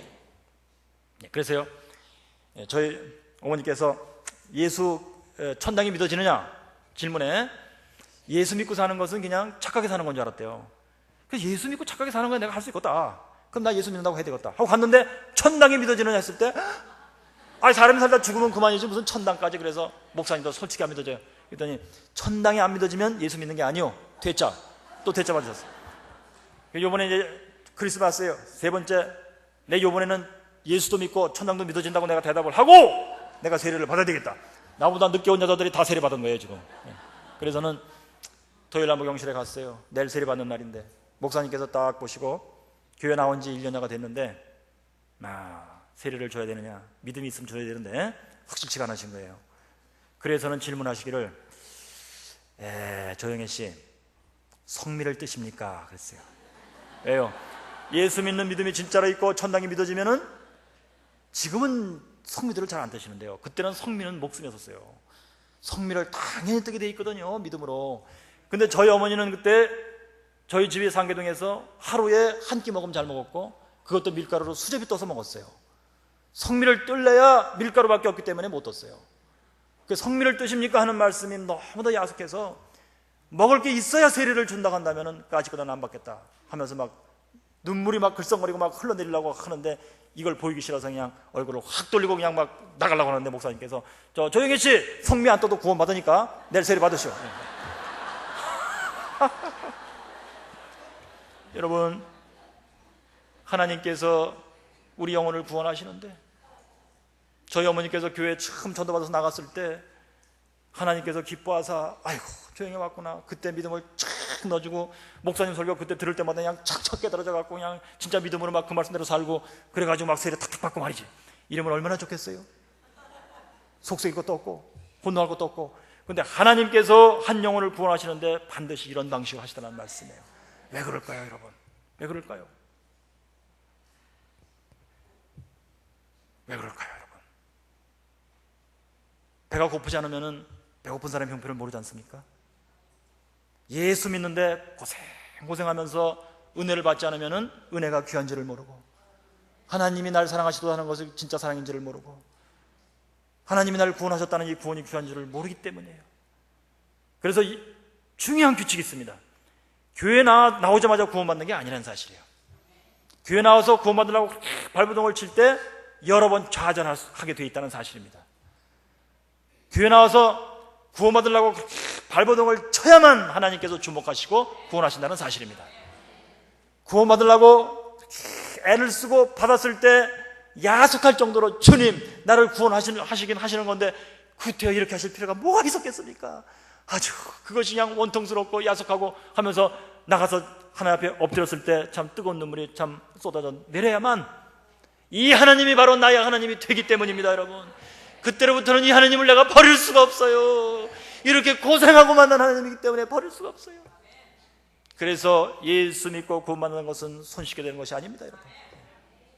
저희 어머니가 그때 세례 받으시면서 막 눈물 콧물이 뒤무묵이 돼서 이제 세례 받으시고 막 뜨거운 심령이 돼갖고 그때부터 막 신방 따라다니시고 막 전도하시고 막 이렇게 됐어요. 그러다가 막 이제 세례 받으시면서 목사님이 물을 떠서 머리에 얹어놓는 순간 들어오는 생각이, 내가 지금까지 참 이 세상에서 죄를 짓고 산 일이 없는 것 같은데 목사님은 나보고 죄 졌다고 막 그러시고, 한 번은 신방 오셔서 그랬대요. 인간은 다 죄인입니다. 처음 신방 오셔갖고 목사님께서요, 우리가 예수 믿는 이유는 이 죄에서 벗어나기 위해서입니다. 죄에서 안 받고 천당 가기 위해서입니다. 영생을 얻기 위해서요. 조영애 씨, 죄 진 거 있으면 얘기하라고 그랬대요. 30대 중반에 목사님 오셔갖고 그러니까 저희 어머니가 나이가 많으신데 거기서 참 굉장히 기분이 나빠갖고 쳐다봤대요. 근데 이 목사님께서, 저희 어머니가 나 죄 진 거 없다고 그랬대요. 이 목사님께서 딱 보시더니 낙태한 거 없냐고. 옛날에 소파 수술 많이 하셨거든요. 목사님께서 저희 어머니가 흠칫 놀래갖고, 근데 속으로 굉장히 불쾌했대요. 웬 남자가 남의 집에 와갖고 낙태한 거나 들춰내고 말이야. 내가 이런 길을 가야 되냐 말아야 되냐. 여러분, 이런 과정이 있어야만, 그러면서 하나님을 만나야만 이 하나님이 내 하나님이에요. 이런 것이 있었기 때문에 저희 어머니가 처음 교회 나가서, 평생에 그 김용재 감독님 목회하신 교회 나가서 예수 믿으시고 지금까지 그 교회 교인이에요, 여러분. 할렐루야, 아멘. 여러분, 그래서 저희 어머니께서 이제 막 믿으시고 믿음 받고 새 사람이 되어갖고 설교를 들으시는데 막 쏙쏙 들어오는 거예요. 들어오는 말씀 중에 천열매 신앙, 이것이 처음 들려온 거예요. 아이고, 성경에 천열매라는 게 있다 이거예요. 지금까지 난 이걸 모르고 살았는데, 근데 들어보니까 하나님이 주신 자녀 가운데 첫 번째 아들이 이게 천열매, 이게 하나님 거라 이거. 그런데 저는 둘째거든요. 그런데 저희 형님은 그때 이미 일반 대학을 가버린 후예요. 그래서 저희 어머니가 놀라셔갖고, 큰 놈은 일반 대학 갔으니까 안 되겠고 둘째 놈을 대신 드려야 되겠다. 그래서 제가 걸린 거예요. 제가 그때 고3이었었는데 하루는 제가 이제 잠을 자고 있었는데 새벽기도 마치시고 막 오시더니 새벽에 저를 깨우시는 거예요. 너 신학교 안 가겠느냐. 어머니, 신학교가 뭐예요? 저는 그때 신학교 있는지도 몰랐어요. 목사님들은 그냥 기도하고 되는 줄 알았어요. 이렇게 목사님들 학교라 이거예요. 그러면 저는 절대로 못 간다 이거예요. 왜? 그때 김용재 감독님께서요, 병이 드셔갖고 막 교회는 어렵지 막 병이 드셔갖고, 제가 처음 뵀는데 군대 그 잠바를 사다가 꺼먹물을 들여서 입으셨는데 막 큰 거를 사다 입으신 거예요. 그래갖고서는, 그리고선 입구선 방 안에 앉아있는데 막 동안에 든 사나이 같이 이렇게 앉아있는 거예요. 병 들어서 빼짝 말르셔갖고. 목사님은 다 그렇게 사는 줄 알았어요. 그때 그리고 다 사셨죠. 그래서 제가 난 죽으면 죽었지 난 목사는 못한다. 그랬더니 목사님께서 저희 어머님이 목사님 한번 뵈라. 목사님을 뵀어요. 그랬더니 딱 한마디 하셨어요. 이선이, 너 대전에 있는 신학교 가서 마음에 안 들면 그냥 와도 좋다. 네가 결정해라. 그래서 제가 갔다가 그냥 와도 좋다는 말씀으로 제가 알아들었기 때문에 한번 갔다가 그냥 올 생각으로 가겠다 그랬어요. 여러분, 이것이 바로 하나님의 음성이었다는 사실을 제가 뒤늦게 알았습니다. 이것이 뭐라고요? 제가 왜 그 신학교를 가게 됐습니까? 하나님이 원하시는 대로 제가 움직였습니다. 하나님이 원하시는 대로 움직이도록 생각을 주시며 그 생각대로 따라서 행동하게 하는 역사를 성령님의 감화감동이라고 그래요. 제가 신학교를 가게 된 사연은 목사님께서 너 그냥 갔다가 그냥 와도 좋다 하는 말씀 때문에요. 그래서 이것이 바로 제 수준에 맞는 성령님의 역사입니다. 할렐루야. 여러분, 제가 이번 집회 때 증거하는 이제 말씀 중에 마지막 항목이 이것입니다. 하나님의 말씀에는 목숨을 걸고 절대적으로 순종합시다. 중요한 게 이거예요. 하나님 말씀을 알아야죠. 하나님의 뜻이 뭔지를 알아야죠. 제가 기도해 드리다 보면요, 교수님은 성경 펴는 기도, 저도 제 문제를 위해서 성경 펴요. 부활절 헌금을 얼마를 드려야 될까요? 제 마음대로 결정 못해요. 왜? 하나님이 내 왕이시니까. 제가 하나님 마음을 잘 모르겠어요. 하나님, 제가 성경 필 때 알려주세요. 순종하겠나이다. 딱 피면은 이제 액수가 나오잖아요. 그럼 드리는 거예요. 저거 무슨 무속이냐 미신이냐 그런 오해 제가 많이 받아요. 저도 모르겠어요, 이게 뭔지. 예. 그런데요, 참 희한해요. 한 번은요, 딱 폈더니 헌금을 얼마 드릴까요? 그때가 아마 추수감사 드릴 거예요. 아무리 쳐줘도 그냥 그 감동이 안 들어와요. 제가 뭐 세 번을 펴고 뭐 난리를 펴도 안 돼. 그래서 아까 첫 번째 내가 폈을 때 뭘 잘못 본 모양이다. 다시 글로 들어가서 첫 번째 핀데 이렇게 펴고 쫙 보니까 맨 끝에 줄에 뭐라고 써 있냐면은 다니엘서인데 1290일이 지나야 되리라. 여보, 1290만 원이야. 그랬더니 저 집사람이 그러면 순정해야지. 할렐루야. 예. 1290만 원 드렸어요. 여러분들은 그렇게 안 하시나요? 내가 정하나요? 추수감사절 헌금은 어떻게 드릴까? 한 글자에 10만 원씩 드릴까? 추수감사절 50만 원 드리면 되겠구나. 이렇게 하시나요? 하나님이 원하시는 대로 하기로 했잖아요. 우리 하나님의 뜻을 알려주시옵소서. 내가 목숨을 걸고 절대적으로 순종하겠나이다 그랬잖아요. 그럼 하나님 뜻은 뭐예요? 뭐 결혼할 때만 뜻? 이사할 때만 뜻? 예? 그럴 때만 하나님 뜻인가요? 헌금 드리는 거 일거수일투족이다 하나님의 뜻을 따라 움직여야 된다는 말씀이죠. 당연히 여쭤봐야죠. 문제는 하나님의 뜻이 뭔지를 모르는 게 문제입니다. 사람들이 그래요. 이선지교수 당신은 성경 표현 기도학도 하니까 하나님 뜻이라 여기고선 순종하니까 되지 않느냐. 우리는 안 된다 이거예요. 제가 드리는 말씀이 그거예요. 성령님은 당신의 수준에 맞도록 감화감동 역사하십니다. 첫 번째 딱 들어오는 생각인데 이 말씀을 내가 목사님께 드렸을 때 목사님이 기뻐하시면서 칭찬할 만한 내용이다. 그러면은 순종하시오. 네, 제가 참으로 10년 동안 연구하고 얻은 결론입니다, 여러분. 착 들어온 느낌이 대개는 어떤 내용이냐? 사랑과 생명의 범위 내에서 움직이는 생각이라 한다면은 성령님의 역사예요. 그런데 탁 들어왔는데 누구를 미워하라, 누구를 뭐 시기 질투하라 이런 내용이 들어오면 당연히 아니겠죠. 죄입니다, 그것은. 탁 들어왔는데 부모를 내가 모셔라. 네, 제가 기도해 드리다 보니까요, 이 부모 모시는 문제로 아주 전쟁이 일어난 집안들이 많아요. 믿으시는 그 친척들 중에도. 심각해요, 아주. 제가 기도해 드리다 보면 별 테마가 다 나와요. 그래서 고민하고 있던 중에 하나님께 기도하던 중에 착 들어오기를 부모를 내가 모셔라. 그러면 아멘 딱 하고 절대적으로 순종하는 것입니다. 아마 그거 가지고 목사님께 한번 가서 상의해 보세요.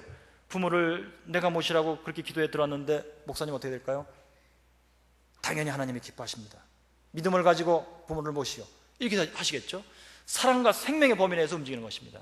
그런데 우리가 기도한다 하시면서도 부모를 네가 모셔라 하고 생각이 딱 들었는데 그 다음에 두 번째 단락에 가서는 부모를 내가 모셨다가 하는 말이지. 가만히 있자. 이게 우리 집이 방이 지금 3개인데 한 놈이 이렇게 쓰고 한 놈이 이렇게 쓰고 이렇게 쓰면은 아유 이게 또 큰일 나지. 이게 가만히 있어. 이렇게 하지 말고 가만히 있어봐. 형하고 상의해서 오피스텔 하나 빌릴까? 아유, 세 번째 단계 들어가서는 아유 모른 척하고 그냥 죽은 척하고 있을까? 둘째 셋째 단락 넘어가면은 벌써 사람 생각입니다. 그것을 성경에서는 그 생각이 허망해지며 로마서 1장 20절 이하에 나오는 말씀이에요. 하나님 말씀입니다. 그 생각은 뭐냐? 궁리한다는 뜻입니다. 이 생각 저 생각 궁리하면 허망한 대로 빠지게 돼 있다고 돼 있어요. 성령님이 내 수준에 맞도록 역사해 주신다. 이것을 철저히 믿으셔야 됩니다. 할렐루야, 아멘. 자, 그래서요 이제 저희 어머니께서 저를 신학교에 보내셔서 제가 갔습니다. 신학교에 갔는데요, 제가 이제 간단히 줄여서 말씀드리겠어요. 저는 신학교에 가보니까 진짜 실망할 것밖에 없었어요. 왜냐하면 믿음이 없었기 때문에 사단의 역사만 눈에 들어왔습니다. 대표적인 것만 2가지 말씀드리겠어요. 1. 제가 이제 목사님 되기로 신학교 갔으니까 교회에 다니면서 설교를 열심히 들어봤어요. 보통 때보다 더욱 열심히 들었습니다. 그랬더니 매번 강조돼 나오는 말씀이 있었어요. 아까 드린 말씀대로 예수를 믿으면 구원받습니다. 예수를 믿어야만 구원받습니다. 어느 교회 가도 매번 그거 강조하시는 거예요. 주일 낮 예배도 그거 강조하고 주일 저녁 예배도 그걸 강조하고. 그래서 제가 어린 마음에 고3 마치고 바로 갔으니까 이거는 중요한 거, 시험에 나오는 거니까 계속 반복하는구나. 그래서 제가 이제 적어놨어요. 예수를 믿어야 구원받는다. 그리고 또 이제 주일 낮 예배 설교 들으러 갔는데 또 그거 강조하시는 거예요. 그런데 다른 분들은 그 말씀 들으시면서 뭐 아멘하고 막 끄떡거리고 그러더라고요. 그때 어린 마음에 딱 들어온 생각이 뭐냐면은 이 사람들이 머리가 나쁘구나. 그러니까 같은 말을 계속 반복해도 처음 듣는 말처럼 그거 맞아 이러고 있구나. 그러면서 제 마음속에 딱 들어온 생각, 내가 이렇게 좀 무식한 집단에 속하게 된 것 같아요. 나는 고3 때까지 배제 중고등학교 제가 다녔거든요. 그 미션 계통인데도 교훈이 요기되자 당연히요, 크고자 하는 자는 남을 섬기란데도요, 웬 홍익인간을 그렇게 열심히 가르쳤는가. 단군사상 홍익인간 말이지, 우리 한국 사람은 말이지, 응? 두루두루 유익한 인물이 돼야 된다 말이지. 그래서 제가 홍익인간이 되고 싶었어요. 엘리트 서울대학 가고 싶었어요. 그런데 어떻게 하다 보니까 나는 결국 신학교를 가게 됐고, 교회에 속한 사람, 무식한 사람들의 집단에 속하게 된 거예요. 그것이 기분이 굉장히 나빴어요. 제가 두 번째, 제가 이제 신학교 다닐 때 기숙사에 다녔는데요, 이게 그러니까 사단의 역사인데요, 여러분 교회 나오시면요, 성령님의 역사가 시작되기 시작하는데, 성령의 역사가 시작되면은 그걸 방해하는 사단의 역사가 동시에 시작됩니다. 이거 굉장히 중요한 공식입니다. 그래서 성령의 역사가 뭔가 구별하고 사단의 역사가 뭔가 구별하고, 이것을 정확하게 할 줄 알아야 됩니다. 잘 들으셔야 됩니다. 제가 기숙사에 사는데 빨래를 해서 널었습니다. 이제 이제 4월달 5월달쯤 되면은 이제 밖에다가 널어요. 빨래 잘 말으라고. 이제 속옷 같은 거 빨아서 이제 널죠. 이제 저녁 때 말라껐거니 하고 이제 딱 가보면은 널어놓은 빤스가 없어요. 제가 이제 은혜 받고 영적인 세계를 좀 알면서 하는데, 사단이가 빤스가 없는지 빤스만 걷어가는 거예요. 제가 그래서 아주 크게 낙심이 됐습니다. 왜냐하면 이 신학생들이 기숙사에서 아침에 일어나면은 막 같이 막 방에서 같이 가정예배 비슷하게 드리고, 막 주기도문을 외우고 사도신경을 외우며, 막 목에다가 수건을 걸고 막 우물로 세수하러 뛰어가며, 뛰어갈 때 그게 355장인가요? 333장, 355장이죠. 푸른 바다 나서니 막 그랬고, 이제 막 세수하러 가며, 세수하고 올 때는 더 빨리 푸른 바다 나서니 막 그러고 오며. 근데 이런 사람들이 빤스를 걷어가? 그게 이해가 안 됐어요. 신학생들이 다 그러냐? 아니죠. 사단의 역사였습니다. 그게 저를 넘어뜨리는. 믿음이 있으면 제가 그것을 이겼겠죠. 제가 나중에는 믿음이 있는 사람이면 어떻게 행동하겠느냐를 제가 나중에 중생하고 알았어요. 어떻게 하겠습니까? 하나님이 보여주셨다. 여기에 빤스가 없는 사람이 있구나.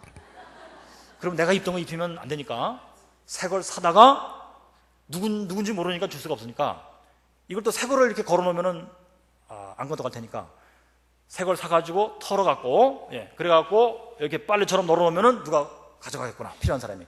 그렇게 아마 했을 것 같아요. 제가요, 예수 믿고 새 사람이 돼갖고 성령의 감화감동에 순종하기 시작하면 이런 일이 시작됩니다. 할렐루야. 근데 저는 믿음이 없었기 때문에 그것을 못했어요. 그래서 제가 그만두고 왔습니다. 그리고서는 제가 신학교를 다시 가게 되는데요, 이 대목만 이제 말씀드리고 더러운 것을 끊어냅시다. 그걸로 들어가겠어요. 이 대목이 왜 중요하냐? 저희 집사람이 등장하기 때문이에요. 저희 집사람 때문에 저는 은혜를 받고 사람이 달라진 것입니다. 여러분, 제가요, 이제 가서 1학년 1학기 때부터 저희 집사람을 사귀기 시작한 거예요. 모건대학교 음악대학을 다녔거든요. 저희 집사람이. 왜 연애를 하고 사귀었을까요? 지금 시점에서 한번 돌이켜보면서 해석해 보시기 바랍니다. 하나님께서 만세전에 저에게 붙여주신 사람입니다. 저희 집사람이 저랑 결혼하고 독일 같이 유학 가서 8년 앓는 병, 못 고치는 병을 알아야만 저는 회개할 수 있는 인간이기 때문에 하나님이 미리 아시고 붙여주신 사람입니다. 제가 이 이치를 몰랐을 때는 독일 유학 가서 저희 집사람이 5년 동안 투병생활 하는데 저는 원망 굉장히 많이 했습니다.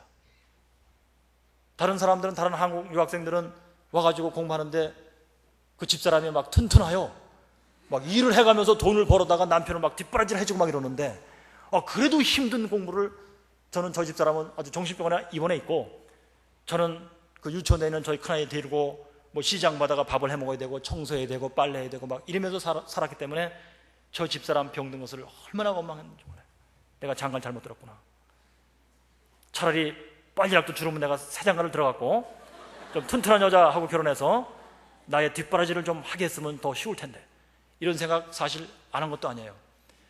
만약에 튼튼한 여자랑 다시 결혼해가지고 제가 살았다면은 저 같은 인간을 용납할 여자가 어디 있겠어요? 제 머리카락이 지금 남아있지 않았을 것입니다, 여러분.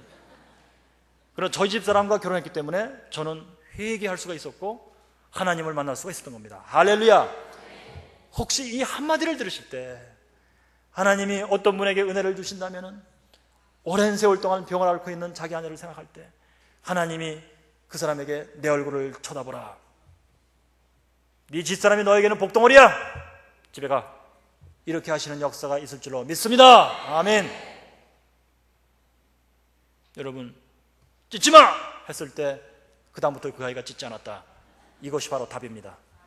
아무리 설교를 들으시고 토론하시고 세미나 하시고 책을 읽고 했어도 찢는 병이 고쳐지지 않는다면 아무 소용없습니다. 여러분, 제가 이 참 오랜 시간 간증을 드립니다만 이 가운데는 은혜 받으시는 분들이 분명히 있습니다. 은혜 받으시는 분들은 제 간증 때문이 아니에요. 이 시간에 앉아있는데 하나님께서 내 얼굴을 쳐다봐라 하시면서 그분의 지금 인생에 아주 필요한 말씀을 하나님이 한마디 차 던지실 때 그 순간에 회개가 쫙 되면, 믿음이 쫙 들으면 그때부터는 아주 행동으로 너무도 자연스럽게 그 행동이 쫙 나가버리는 거예요. 집에 가가지고 오랜 세월 동안 알아놓은 자기 아내한테, 여보, 당신이 지금까지 나의 생명의 은인이요 나의 복덩어리니 내가 미처 몰랐어. 나를 용서하시오. 그렇게 행동으로 나가게 될 줄로 여러분 믿으시기 바랍니다. 그래서요, 저희 집사람과 사귀었는데요, 이제 결혼하고 제가 81년도에 모건대학교 교수로 돼가지고 2년 동안 교사하다가 83년도에 독일로 유학을 갔습니다. 독일로 유학을 했는데요, 그때는 제가 교회를 아예 안 다녔어요. 교회 다니라고 귀찮게 무슨 잔소리하는 어머니도 안 계시고 아버지도 안 계시고, 그러면서 저는 그때 민중신학을 하는 운동권이었습니다. 근데 어머니께서 저를 잘 아시기 때문에 편지하실 때, 선이야, 예수는 집에서 혼자 믿는 게 아니다. 교회 나가서 예수 믿어야 된다. 그럼 저는 답장 쓰기를, 어머니, 한국 교회는 다 썩었습니다. 한국 교회 목사님은 다 부패했습니다. 나는 집에서 성경 읽고 예수 더 잘 믿고 한국 교회를 개혁할 테니 어머니 두고 보십시오. 이렇게 답장을 보냈어요. 그래서 제가 민중신학으로 박사를 한다니까 어머니께서 목사님께 여쭤보셨대요. 목사님, 민중신학이 뭐예요? 그랬더니 그건 마귀신학이야. 그래서는 저희 어머니가 그때부터 저를 위해서 기도하시는데 이 기도가 굉장히 중요했습니다. 하나님, 우리 아들이 마귀신학으로 박사학원 냅니다. 박사가 와서 신학대학 교수할 텐데 그러면 무수한 신학생들 영혼 다 잡아먹게 생겼으니 주님이여 우리 아들 독일에서 돌아오지 못하게 해주시옵소서. 그때 저희 어머니는 이제 방구동에서 경신감리교회가 한창 막 부흥할 때예요. 그때 나가서 전도하시면은 1년에 80명 정도 결신자를 낼 정도입니다. 그래서 저희 어머니가 이제 그 경신감리교회의 전도사 1호예요. 거기서 누가 전도사 되느냐? 간단해요. 전도 제일 많이 하는 사람이 전도사예요, 그냥. 신학생은 뭐 하느냐? 전도사가 아니고요, 변소 청소. 실제 전도를 제일 많이 하고 결실을 내는 사람이 전도사예요, 그냥. 1호 전도사인데요, 그때 그냥 왜 전도가 많이 됐느냐, 어머니 간증 들으니까 그 이유가 있었어요. 일주일에 집에를 한 번 가신 거예요. 갈아입을 옷을 가지러. 그리고서는 교회에서 주무시면서 기도하신 거예요. 새벽에 기도하고 또 낮에는 신방 다니시고 전도하시고 밤에 철야 기도하시고 이런 식으로 하신 거예요. 그랬더니 하나님께서 전도가 되게 하신 거예요. 여러분, 전도가 왜 안 되느냐 했을 때 이렇게 안 해서 그렇다고요. 실제로 되는 사람들 보면은 이게 되는 거예요. 여러분, 하나님께서 내 얼굴 쳐다봐, 찢지 마. 그 다음부터 안 찢게 되었다. 전도 어떻게 하느냐? 일주일에 한 번 집에 가면 됩니다. 그리고 교회에서 새벽에도 하나님 이름 부르고 저녁에도 하나님 이름 철회하면서 기도하시고 낮엔 나가서 신방하시고 전도하시면은 최소한 1년에 80명 정도 결신자를 낼 수 있다. 저희 어머니 경우에 그것을 제가 봤기 때문에 저는 확실히 말씀드립니다. 자, 그런데 그런 기도가 없이 전도하겠다. 안 됩니다. 절대로 안 됩니다. 방법은 간단합니다. 그래서 방법의 최종적인 결론이 무엇이냐? 하나님 말씀이라면 나는 목숨을 걸고 절대적으로 순종하겠습니다. 이것뿐이에요, 그냥. 그런데 겉으로 행동은 같이 할 수가 있다고 그랬죠? 문제는 이것입니다. 내 영혼의 상태가 믿음의 상태인가? 내가 지금까지 전도 못한 것을 지극히 후회하면서 하나님 앞에서 전도가 되게 해주세요, 하나님. 전도가 되게 해주세요, 하나님. 하고 기도하고 다음날 나가서 전도했는데 안 됐다? 회개가 덜 됐구나. 전도가 되게 해주세요, 하나님. 하고 나가서 전도는 안 됐다? 아직도 회개가 안 됐구나. 주여, 전도가 되게 해주세요. 했더니 어느 날 전도가 되기 시작하더라. 하나님이 연락하셨다, 들으셨다. 그때 벌써 믿음의 상태가 딱 된 것입니다. 할렐루야. 이것이 제가 지금까지 파악한 예수 믿는 요령입니다, 여러분. 그 이외의 방법은 없습니다. 하나님이 살아계신 하나님이 어느 때 역사하시느냐? 내 영혼의 상태가 믿음의 상태가 되었고 찢지 마! 했을 때 안 찢게 된 것처럼 하나님의 말씀에 절대적으로 순종하면 분명히 하나님의 역사가 있습니다. 할렐루야! 여러분, 요령은 이제 다 말씀드렸어요. 구체적으로 제가 말씀드리는 겁니다. 이제. 자, 그래서요, 이제 저희 집사람이랑 독일 유학을 갔는데요. 어머니께서 저를 위해서 기도를 그렇게 하신 거예요. 우리 아들 독일서 못 오겠어요. 못 오게 해주세요 하는 기도만 하셨다라면 하나님 역사가 없었을 뻔했어요. 그 다음에 어떻게 하셨냐면요, 새벽에 기도하시고 저녁에 기도하시고 하는데 그때는 신방 많이 하시고 전도 많이 하시니까 위에서 기도할 사람들이 너무 많았던 겁니다. 그래서 둘째 아들 저를 위해서 기도할 시간이 너무 짧았기 때문에 독일서 확실히 못 돌아오게 하려면은 길이 무엇인가 생각해 보시니까 독일서 죽으면 되겠더라고요.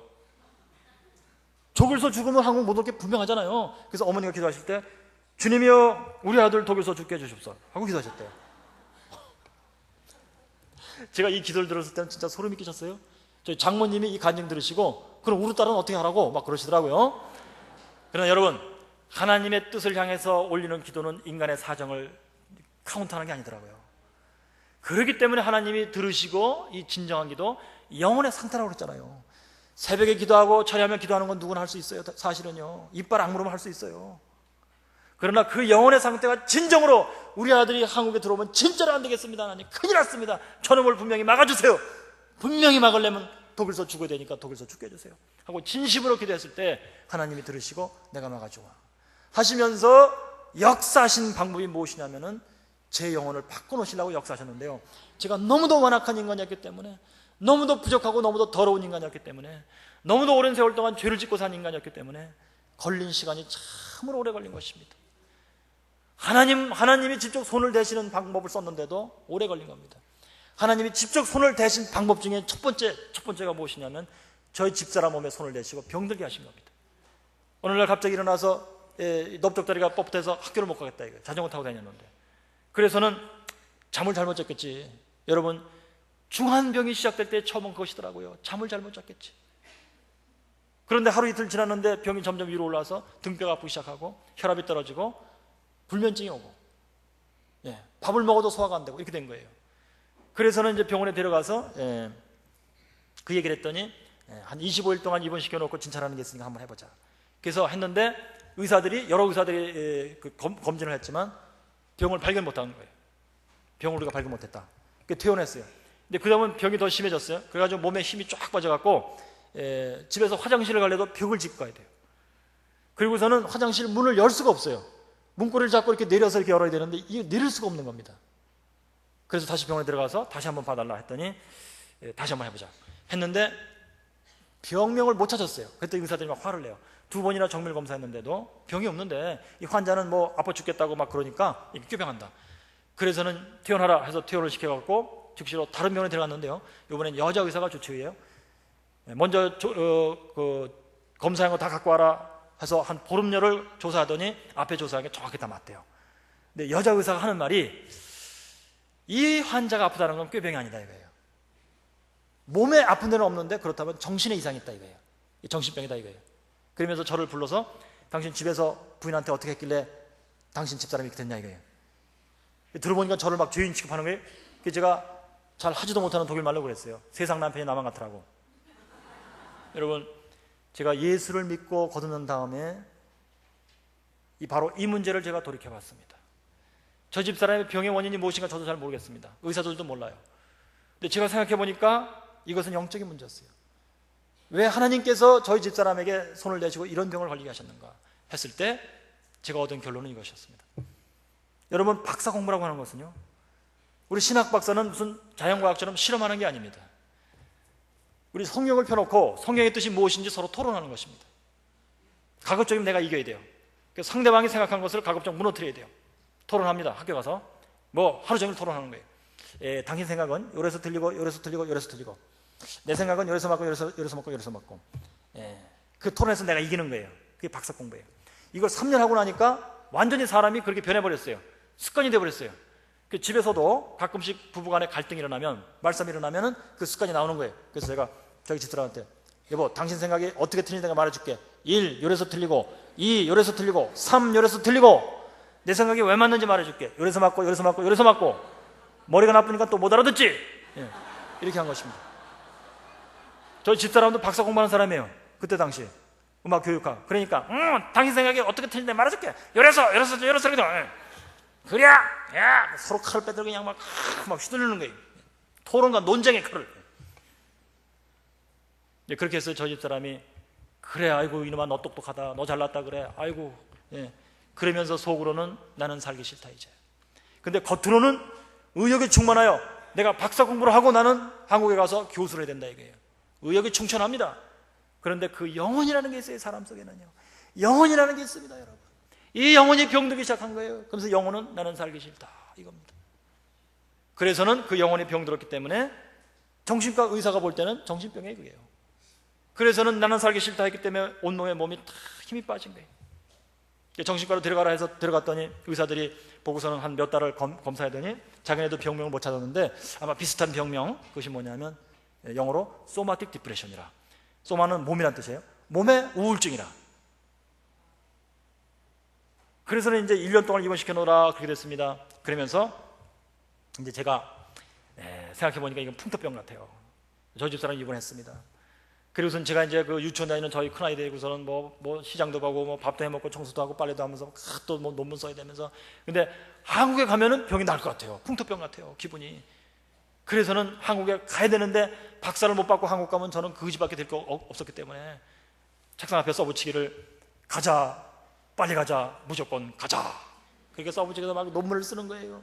근데 논문이 무슨 일기 쓰는 것도 아니고 이거 무슨 참 소설 쓰는 것도 아니고 그렇게 해서 되면 얼마나 좋겠어요. 써가지고는 또 찢어버리고 써가지고 찢어버리고 막 답답하니까 막 또 담배 줄담배를 펴가면서 왜 줄담배를 폈느냐. 신학교 다닐 때 가르치시는 분 가운데 또 어떤 분은 말씀하시기를 술 담배는 구원과 상관없느니라. 어제도 군대 가서 제가 술 담배를 배웠거든요. 해보니까 또 구원과 상관없는 것 같아요. 보니까 또 그래서는 또 열심히 담배를 펴가면서 막 논문을 쓰는데 하루는 담배를 피는데 막 갑자기 구역질이 나요. 이거 왜 이러지? 내가 건강이 나빠졌나 보다. 아니야 이거 혹시 담배 싸구려서 그런가? 그래서 막 얼른 뛰어나가서 제가 돈이 없어갖고 이제 싼 담배를 사 폈거든요. 비싼 담배 말보로를 사다가 딱 펴보니까 마찬가지 막 구역질이 나는 거예요. 내가 간이 나빠졌나 보다. 그래서 싸갖고 라면을 피려고 또 얹어놨어요. 근데 그 무렵에 맥주를 마시면요 한국 학생들이 신학생만 있는 게 아니니까 가끔 모여서 이제 뭐 밥을 먹으면 맥주들을 그렇게 잘 먹어요. 그래서 저도 이제 맥주를 잘 먹었는데 하루는 맥주를 이렇게 먹는데 반 컵도 다 못 먹어서 막 머리가 깨져나가는 두통이 오는 거예요. 평생에 그런 두통이 있어보지 못했어요. 이게 도대체 뭔가. 제가 만약에 교회를 다니고 하나님의 역사를 제가 알았더라면 이게 하나님의 역사시는구나 하고 알았을 텐데 저는 교회를 제대로 다녀본 적이 없는 거예요. 고3 때부터 교회 나가서 제대로 다녀본 적이 없는 거예요. 이런 하나님의 역사를 누가 얘기하면은 순전히 거짓말인 줄 알았어요. 그래서는 그런 사람 만나면 더군다나 잘 만났다 그래가지고 함적인 사고방식으로 이성을 가지고 이성의 칼날을 뽑아갖고 네가 어떻게 틀린지 보여주마 난도질을 하고 그래서 꼼짝없이 그래 네가 맞다 이런 말을 들어야만 제가 끝을 내고 밤을 새서 얘기를 하더라고 또 그런 인간이었거든요. 그런데 하나님께서 저희 어머니의 기도를 들으시고 우리 아들을 독일서 죽게 해주세요 하는 그 참으로 아주 진짜로 뭐라고 표현하겠어요. 이것이요 하나님의 영광만을 위해서 사는 사람의 기도가 올라오니까 하나님께서 들으셨는데 자비를 베푸시려고 저 집사람의 몸에다가 손을 대시고 병들게 하신 겁니다. 여러분 저는 이 대목에서 참 외치고 다니는 말씀이 있습니다. 여러분 예수를 믿으실 때 처음부터 이쁘게 믿으시는 분이 승리하시는 분입니다. 할렐루야. 예수 믿을 때 처음부터 이쁘게 믿으세요. 여러분 제가 광명에서 목회할 때 9개월 동안 목회했다고 했잖아요. 그때 제가 이제 신학대학 교수예요. 담임 전도사입니다. 저는 설교장에 서가지고 외친 말씀은 별거 없었어요. 뭐 성경 말씀을 뭐 심하게 풀고 뭐 그것도 없었어요. 제가 체험한 게 있었기 때문에 무조건 외친 말은 이것입니다. 더러운 것을 끊어내시오. 술 담배를 끊어내시오. 주일을 성수하시오. 11조를 철저히 드리시오. 새벽에 나와서 기도하시오. 가정예배를 드리시오. 하나님 말씀에 철저히 순종하시오. 그거밖에 외친 것이 없었어요. 그랬더니 사람들이 그래요. 저 사람은 신학대학 교수지만 말씀의 능력은 없다. 여러분 그 말씀을 평생 들으셔서 어디다 쓰시려고 그러십니까? 노트에 기록해 두시려고요? 설교 감상하시려고요? 아무 소용없습니다. 설교를 10년 들으셔야 뭐 하십니까? 가정에서 부부싸움 하는 것이 해결되셨습니까? 아무 소용없습니다. 부모를 내가 모셔야 될 사건이 벌어졌을 때 하나님 나에게 기회를 주셔서 감사합니다, 이런 말씀이 나오십니까? 10년 설교 들어서 어디다 쓰시려고 드십니까? 아무 소용없습니다. 내가 교회 나와서 하루 종일 기도하는데 하나님께서 네가 모셔 부모를 공경하면은 내가 너에게 준 땅에서 네 생명이 길며 네가 복을 받으리라 하는 말씀을 듣고 그 순간부터 나의 생각과 행동이 달라지는 사람이 되었다. 여러분, 이것이 말씀의 능력입니다. 근데 여러분, 하나님께서요, 제가 미친놈처럼 주의를 성수하시오 하고 외쳤더니 하나님이 직접 역사하셨어요. 막 몸에다 손을 대기 시작하셨어요. 그거 이번에 제가 집회하는 동안에 기회가 되면 말씀드리겠습니다만요, 저는 확실히 믿습니다.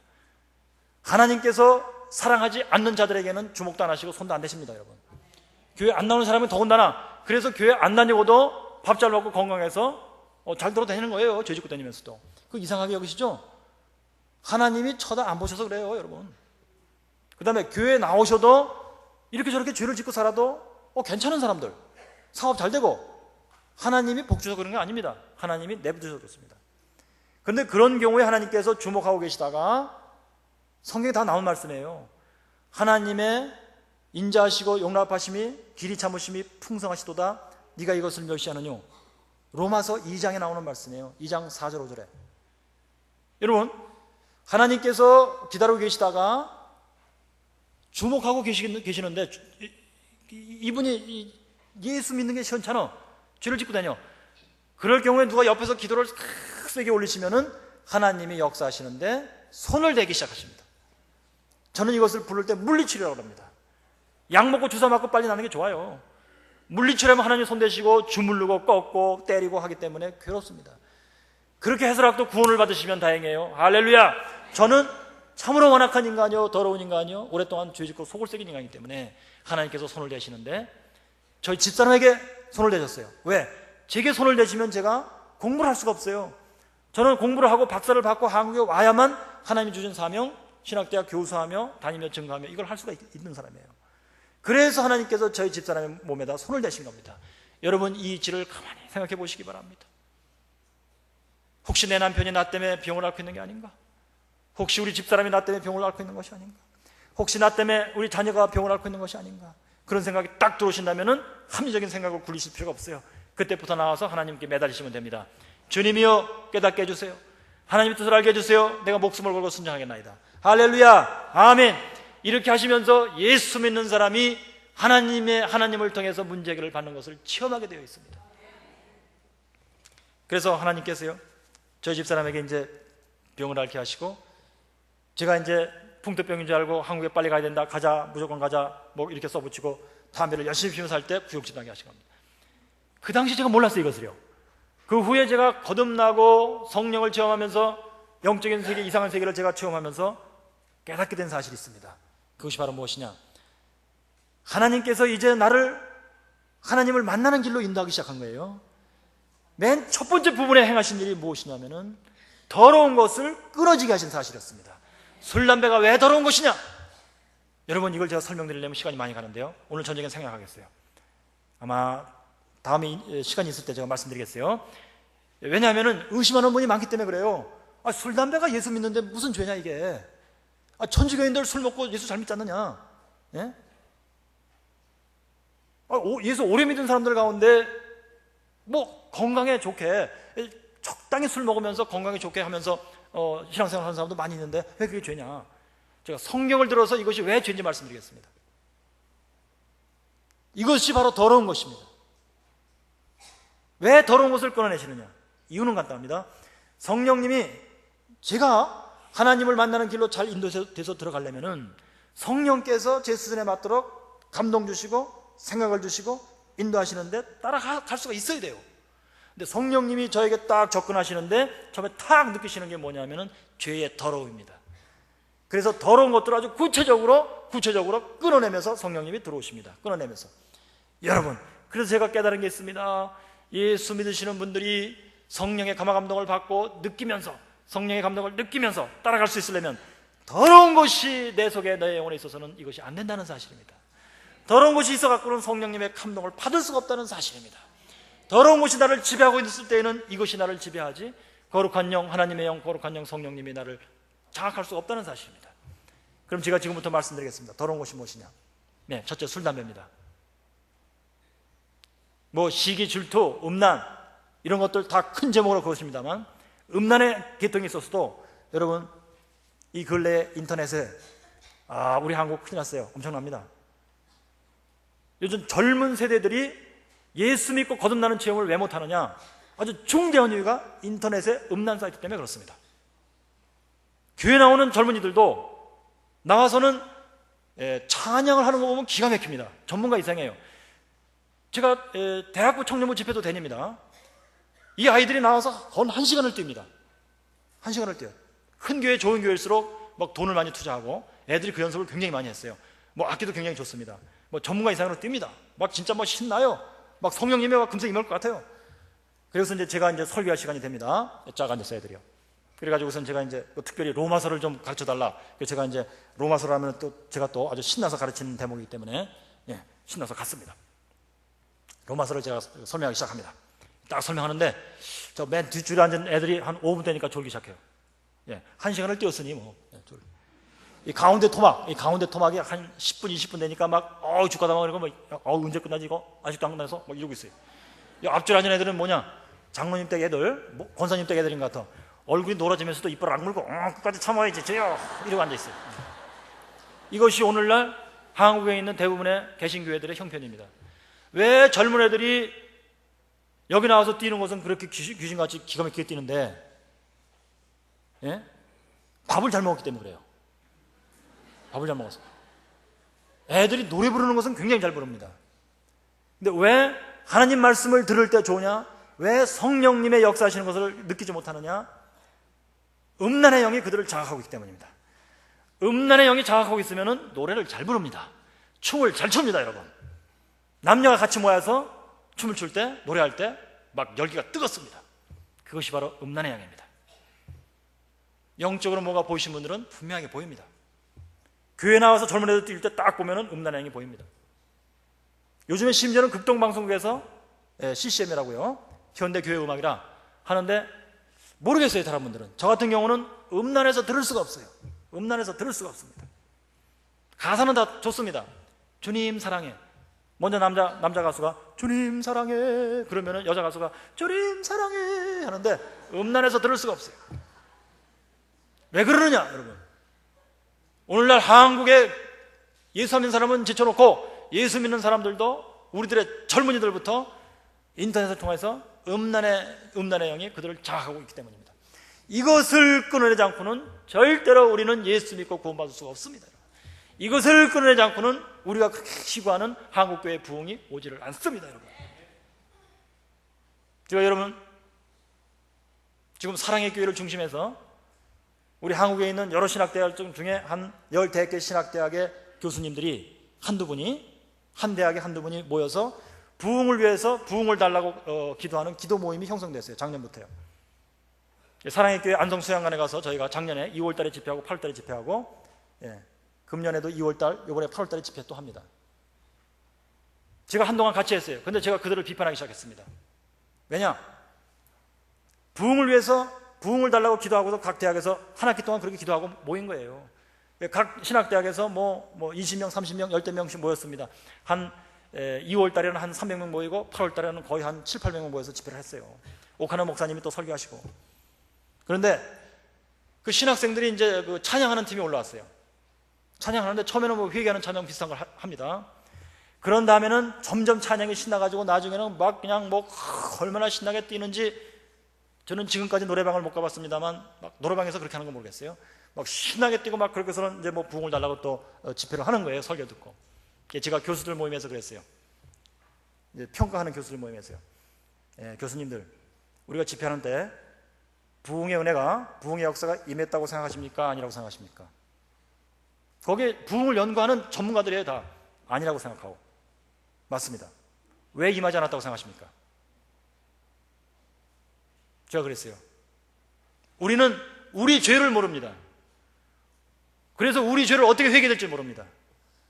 왜 설교하실 때 민족의 죄, 나라의 죄만 들추시고 각 개인이 지금 고통당하고 눌려있는 인터넷의 음란의 죄를 왜 말씀하지 않습니까? 가까운 죄부터 우리가 해결해야 됩니다. 가까운 죄는 놔두고 무슨 정부의 죄가 어떻고 나라의 죄가 어떻고 민족의 죄가 어떻고 하는 것은 거짓말이오.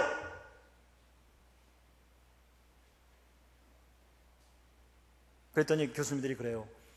이렇게 하면서 차츰차츰 되지 않느냐. 하나님의 역사가 차츰차츰 쌓아가서 되는 것을 있으면 보여주셔 나한테. 하나님은 그냥 지켜보고 계십니다. 그러다가 연락되는 순간에 하나님께서 역사하기 시작합니다. 하나하나씩 쌓아가는 게 아니에요, 여러분. 여러분, 그래서 제가 더러운 것을 꺼내자고 하는 것을 제가 그렇게 열심히 외치고 다니는 것입니다. 여러분, 신앙생활 하시는데 하나님 체험을 나가는 한 바가 없습니다. 나는 예수 믿어도 왜 하나님이 이렇게 도우시고 저렇게 도우신다고 어떤 사람들은 얘기하는데 나는 그런 것이 없습니다. 한번 돌이켜보시기 바랍니다. 첫 번째 단추가 제대로 끼워졌는가? 첫 번째 발걸음이 제대로 껴지고 있는가? 더러운 것을 내가 끊어냈는가? 네, 남자분들 같으면 술, 담배를 내가 끊어냈는가? 또 여자분들도 마찬가지입니다. 음란의 영, 인터넷뿐만 아니고요. 저는 아주 노골적으로 솔직히 말씀드립니다. 어떻게 대학 교수가 거룩한 단에서 그 단어를 사용할 수 있는가 했는데요. 저는 적어도 제 생각에서는 이것이 중요하다고 생각하기 때문에 이 단어를 쓸 수밖에 없습니다. 저는 입장이 다른 분도 계실 줄로 저는 생각합니다. 심지어 학교에서는 가르치기를 이렇게 가르칩니다. 자유의 행위는 건강하다는 증거다. 저도 그런 줄 알았습니다. 제가 예수 믿고 거듭나고 성령을 체험하고 영적인 세계를 조금 알고 나서부터는 자유의 행위는 분명히 죄입니다. 성령을 우리가 체험할 수 없는 중대한 이유입니다, 여러분. 왜 그렇습니까, 여러분? 성경에 음란한 자와 우상숭배하는 자와 후욕하는 자와 남색하는 자는 하나님의 나라를 유업으로 받을 수 없느니라 하는 이 말씀이 3번 이상 나옵니다, 여러분. 묻겠습니다, 여러분. 자유행위가 음란입니까? 아닙니까? 당연히 그렇죠. 그런데 왜 그것을 괜찮다고 그러십니까? 학교에서는 아닙니다, 여러분. 학교에서는 그럴지 몰라요. 그렇게 가르칠지 몰라요. 심리학적으로 볼 때 건강할지 몰라요. 그러나 우리는 영적인 집단입니다, 여러분. 하나님 앞에서 하나님의 말씀에 우리는 목숨을 걸고 살겠습니다 하는 집단입니다. 했을 때 이 더러운 것을 끊어내지 않고는 그 명령을 하신 하나님 앞에서 내가 자비하심을 얻을 수가 없어요. 하나님의 얼굴에 도우심을 내가 발견할 수가 없어요. 하나님이 내게 도우심의 얼굴을 보여주지 않으십니다. 이 더러운 것을 먼저 네가 끊고 와라. 이것을 끊으려는 노력을 이빨을 악물고서는 하면서 그걸로 이 죄가 씻어지는 게 아니죠. 나와서 주님이여 내가 몸부림쳤나이다 그것을 끊기 위해서 예수님의 흘리신 피로 나를 씻어주세요 했을 때 하나님이 가상하게 여기서 예수님의 피를 나에게 쏟아 부으시는 순간에 깨끗이 다 씻어지는 것입니다. 할렐루야. 이때 내가 깨끗해진 사람이 됩니다. 이상할 정도로 그것이 끊어집니다. 여러분 한번 미치는 셈 치고 속는 셈 치고 한번 해보시기 바랍니다. 그런 것들을 이빨 악물고 끌어내세요. 나를 깨끗하게 만드시려고 몸부림을 치세요. 그러면 벌써 내가 생각이 달라지고 나의 말하는 것이 달라지고 행동하는 것이 달라집니다. 우리의 가정이 달라지기 시작합니다. 이 문제를 해결하기 전에는 여러분 하나님의 얼굴에 도우심을 발견할 수가 없다는 사실이에요. 더러운 것이 또 있습니다, 여러분. 제가 이 말씀을 드릴 때 여러분 오해하지 마시기 바랍니다. 분명히 이사야서 3장에 있는 말씀이기 때문에 제가 말씀드립니다. 제가 다니면서 저는 이거 누누이 말씀을 드리고 다닙니다. 머리에 염색하는 것입니다. 저 사람이 이상한 사람이 할지 모르겠어요. 여러분 이사야 3장에 하나님께서 이스라엘 여자들에게 아주 경고하시고 막 혼내시기를 이스라엘 여자들이여 너희들이 머리를 틀어 올리며 장식을 하고 다니는가? 허리에다가 허리띠를 이쁜 허리띠를 하고 장식하고 다니는가? 너희들이 귀걸이를 하고 팔찌를 하고 발질해서 쟁쟁거리고 다니는가? 그래서 내가 너희들에게 전쟁이 일어나게 해서 전쟁통에 너희 머리에 정수리에 피딱지가 않게 하며 너희의 화려한 허리띠 대신에 포승줄을 저기 메고서는 끌려다게 하며 너희들의 붓것으로 드러나게 하면서 말씀이 나와 있단 말이에요. 귀고리를 제거하며 머리 망사를 내가 제거하겠다. 그래서 저는 외칩니다. 더러운 것 중에 하나가 무엇이냐 하나님 눈에 보실 때 하나님이 주신 우리의 머리의 색깔 이외에 머리가 허옇게 되시는데 검게 하신다. 글쎄요, 저 같으면 안 하겠어요. 근데 그것은 제가 백보 양보해서 혹시 괜찮다고 할지 모르겠어요. 원래는 내 머리색이 검은 거니까. 그런데 노랗게 하고 빨갛게 하고 하는 것은 제가 볼 때 분명히 아닙니다. 그것은 무엇인가? 절대자 전능자 하나님 창조자 하나님을 내가 멸시하고 무시하는 것입니다. 왜 그런가? 분명히 하나님께서 우리 머리카락까지 절신받았다. 이 머리카락의 색깔까지도 하나님이 정하셨다 했는데 이 머리의 색깔이 내 마음에 들지 않는다면 이 창조주 하나님의 작업을 내가 마음에 들어하지 않는 것입니다. 이것이 바로 10계명의 10번째 계명입니다. 네 이웃의 집을 탐내지 말라. 내 이웃의 아내를 탐내지 말며 이웃의 남자정을 탐내지 말까. 그 말씀이 뭐겠어요? 그러니까 지금 나도 집이 있으며 아내가 있으며 남자정이 있는 사람인데 남의 떡이 커 보이는 거예요. 저 집의 아내가 더 이뻐 보이고 저 집의 남자정이 더 좋아 보이는 것입니다. 그런데 하나님께서 그런 마음을 보고 왜 경고하셨냐면은 하나님이 창조하신 분이요 섭리하시는 분이요 절대적인 왕이시기 때문에 각 사람에게 좋은 대로 이 아내를 주시고 저 사람에게는 저 아내를 주시고 저 집에는 남자종을 이렇게 주시고 이렇게 주시며 섭리하고 계시다는 뜻이에요. 근데 그것이 마음에 안 든다는 뜻이에요. 이것을 우리 신학적인 용어로 뭐라고 부르느냐, 하나님의 왕권을 찬탈했다고 표현해요. 하나님의 왕으로서 섭리하시는 것이 마음에 안 들어서 내가 섭리하겠다는 뜻입니다. 내 마음에 드는 대로 내가 행동했다는 얘기예요. 그래서 옆집의 아내를 탐내며 내가 뺏어오며 옆집 우양가축을 내가 뺏어오며 이렇게 한다는 뜻입니다. 여러분, 이것이 십계명에서 1계명을 어기는 것이 큰 죄 중에 하나요, 마지막 10번째 죄를 어기는 것이 마찬가지로 큰 죄 중에 하나입니다. 1계명과 10번째 계명이 연결되어 있어요. 나 외에 다른 신을 두지 말라. 나를 너의 하나님으로, 유일한 하나님으로 인정했으면 하나님의 섭리에 만족하며 감사하라. 이것이거든요. 그런데 심지어는 나의 머리 색깔까지도 하나님께서 정해주신 대로 주님이 감사합니다. 내 눈이 이렇게 작은 것까지도 하나님께서 이유가 있으니까 작게 만드신 줄 저는 믿습니다. 이선이 제 얼굴을 이렇게 대투시처럼 만드신 거 저는 감사합니다. 여러분, 왜 그럴까요? 제가 만약에 참으로 배용준처럼 만약 생겼다면, 제가 집회하고 다닐 때 좀 저는 별 생각이 없었는데 어떤 분들이 참 저 사람 참 멋지다 말이야. 그래가지고 저희 집에다가 이선희 교수, 이제부터는 당신밖에 없어. 나는 당신만 따라다니겠어. 막 이렇게 되면 제 머리카락이 나만 나겠습니까, 여러분? 저는 이렇게 생겼기 때문에 그런 일이 없습니다. 그래서 저는 집에서 편안하게 살 수가 있습니다. 하나님께서 이 일을 미리 막아주시려고 제 얼굴을 이렇게 만드셨다는 사실입니다. 여러분, 이것이 믿어지지 않는다면 나를 창조하시고 섭리하시고 마지막에 심판하실 이 하나님, 전능자 하나님이 실감이 안 나는 거예요. 그래서 저는 외칩니다, 여러분. 심지어는 나의 머리 색깔까지도 하나님이 결정하셨으니 주님이여 나는 감사합니다, 순종합니다. 이것이 안 되고서는 절대로 순종이 안 돼요. 여러분들, 저는 다른 사람들이 어떤 신앙생활을 어떻게 하는지 저는 몰랐습니다. 근데 제가 96년부터 부흥집회를 인도하면서요, 한 10년 됐잖아요. 제가 어떻게 하다 보니까 성경편은 기도를 해드리게 되었어요. 그런데 예수 믿으시는 분들이 저에게 기도를 받습니다. 기도 부탁하죠. 제가 기도해드리면서 나오는 회개될 죄들이 나와요. 그런데 참으로 가슴 아프게도 예수 안 믿는 사람들이 범하는 죄하고 전혀 차이가 없습니다. 정도의 차이도 없습니다. 우리가 예수 믿으면 이 문제가 해결돼야 돼요, 여러분요. 심지어 부모를 공경하라 했을 때 이것이 잘 돼야 됩니다. 살인하지 말라 했을 때 이것이 잘 돼야 됩니다. 낙태하지 말라 하는, 살인하지 말라는 게 잘 돼야 됩니다. 어떤 경우가 되었든지 하나님이 주신 건 나는 이것을 건드릴 수가 없다. 하나님이 나에게 선하신 뜻을 이루기 위해서 나에게 주셨으니 나는 나아서 키우겠습니다. 이런 마음이 돼야 되는데 이것이 안 됩니다, 여러분. 이것이 안 되면서 우리가 하나님의 다른 명령에 내가 순종하겠습니까? 이것이 되겠습니까? 여러분, 생각해 보시기 바랍니다. 여러분, 도둑질하지 말라, 이 말씀, 하나님 말씀에 순종이 되어야 돼요. 도둑질 해온 것이 있으면 이것을 내가 하나님 갚더라도 돌려드리더라도 나는 하나님께 연락드리는 사람이 되기 원합니다. 이런 마음이 돼야 된다는 거예요. 우리나라의 왕년에 부흥의 은혜가 쏟아질 때는 이것이 됐었습니다, 여러분. 왕년에 평양에 대부흥운동이 일어났을 때요, 부흥운동 한 며칠을 한 겁니다. 사람들이 막 회개를 했어요. 성령님의 막 강권 같은 역사가 임하니까. 그리고서는 며칠 지나서 보니까 평양에 있는 비단위 장사 왕서방 가게에 교인들이 줄을 섰다는 겁니다. 실제로 역사에 나와요. 왜 줄을 섰느냐? 비단 사가고 빚으로, 외상으로 사간 거 떼어먹으려고 했던 거, 그거 갚으려고 줄을 섰다는 거예요. 이겁니다, 바로. 여러분, 우리가 진짜로 하나님을 체험하면은 도둑질하지 말라 하는 것이, 하나님이 내 얼굴을 쳐다보라 하시면서 도둑질하지 마! 딱 했을 때 진짜 도둑질이 안 되는 것입니다. 이것이 살아계신 하나님의 말씀의 능력이요, 이것이 바로 구원이요, 이것이 바로 예수 믿는 자의 복입니다. 오늘날 이것이 되지 않는다는 사실을 저는 눈에 보고 다니는 거예요. 제가 성경편은 기도를 안 했더라면 이것을 몰랐을 뻔했습니다. 숨겨져 있는 죄, 그러나 본인 자신들은 명백히 아는 죄.